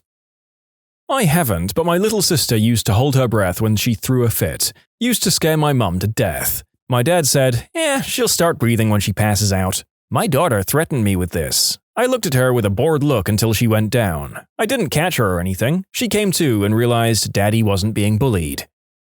The first movie I saw with my ex was Knocked Up. At the time there was awkwardness because we'd accidentally had unprotected fun the week before. It turned into a big joke between us and I bought her the movie for Christmas. Mum asked me, "What did you get Jen for Christmas?" And without hesitating or thinking I said, "Knocked Up." She was driving and almost wrecked the car.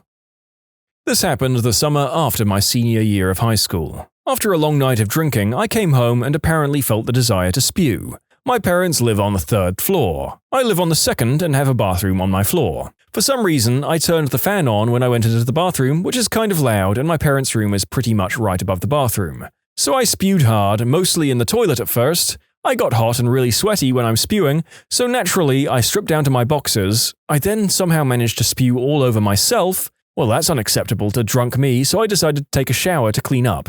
Never managed to turn the water on. Next thing I know, I'm getting woken up by my mother screaming bloody murder, crying profusely. Apparently, I passed out in the tub. The fan woke up my mother in the middle of the night, so she came to investigate and found me barely dressed, covered in my own spew, passed out in the bathtub with, as she says, my eyes rolling in the back of my head. She thought I was dead. I would say that was a bit traumatizing for her. In conclusion, my mum found me passed out, covered in my own spew in the bathtub, and thought I was dead.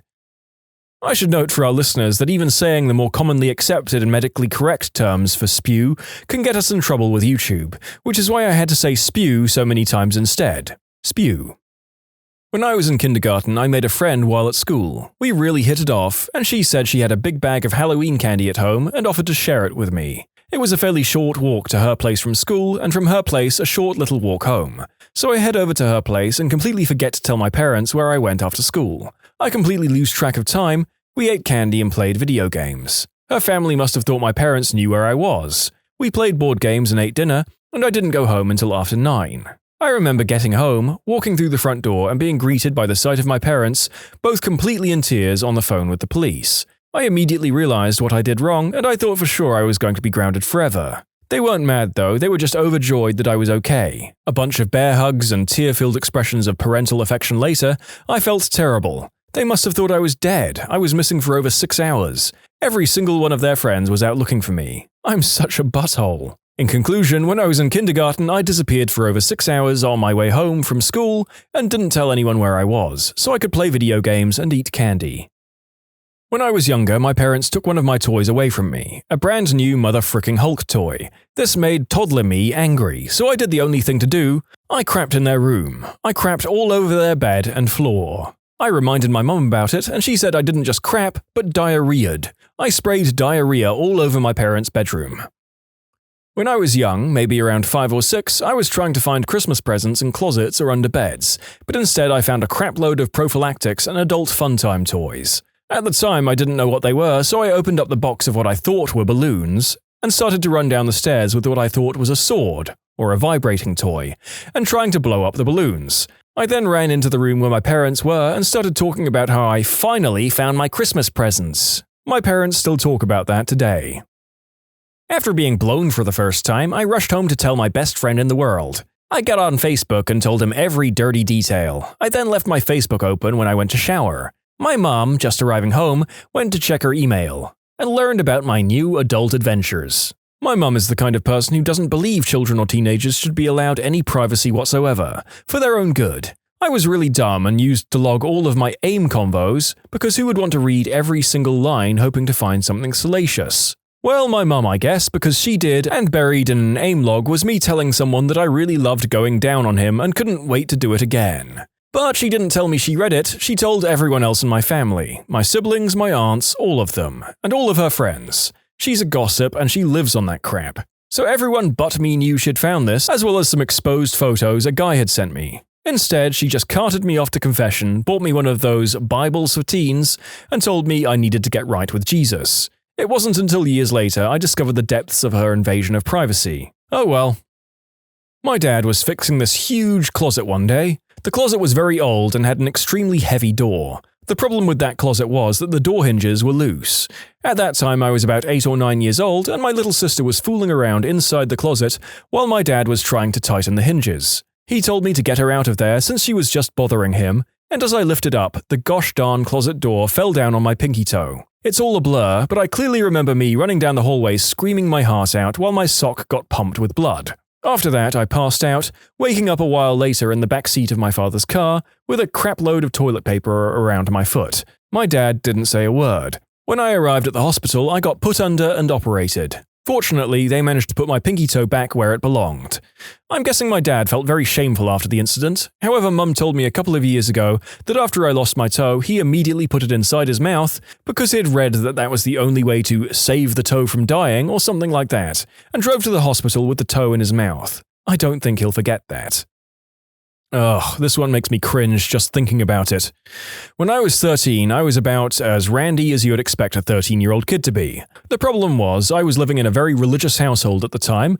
My parents go through phases. This was their religious phase. Luckily for me, it was while I was going through puberty. And my parents had an ironclad parental filter on the internet, so adult flicks were out of the question. So I decided to draw my own adult material. And I'm a pretty gosh darn good artist when it comes to drawing things that are right in front of me to look at. So what I'd do is I'd take magazine pictures of women who had relatively little clothing on and just edit out the clothing I was drawing. Well, of course, my parents found my stack of drawings eventually, which isn't too bad, I guess. My dad even said uncomfortably that I had some talent at drawing and should pursue it, just with a different subject matter. Here's the part that makes me cringe. My mother decided that one of the drawings looked too much like her. It was purely coincidental. It was literally a picture out of an advertisement that I had copied to the best of my ability. And she asked me, very uncomfortably, if I fantasized about her. Ladies and gentlemen, not much in the world makes you want to crawl into a hole and die more than when your own mother thinks you've been fantasizing about her. And I have cringed so far into my office chair that I'm in danger of becoming the world's worst transformer. Oh gosh, please God no, I want this story to be fake. You know how your parents told you to never run with scissors? Well, I didn't listen. I was running through the house like an idiot and I tripped on the scissors and they went through my front teeth and jammed in the back of my throat. Blood sprayed out of my mouth and my nose. It frightened my parents so much that my mum passed out, and when she fell, her face was smashed on the floor. So I had to get 3 stitches, and my mum had $30,000 worth of face surgery, so I figuratively and literally traumatized my parents. One time during my sophomore year in college, I'd been feeling guilty for not seeing my family very often, even though they lived 20 minutes away, so I decided to take them out for dinner. Since I had some extra cash, I thought it would be nice to take them somewhere better, so we all went to Black Angus. I thought it would be cool to bring my boyfriend that I'd been dating seriously for 6 months. No one in my family normally does this. I find out later that my dad was scared crapless that I was going to tell the family that I was either pregnant or getting married at the dinner.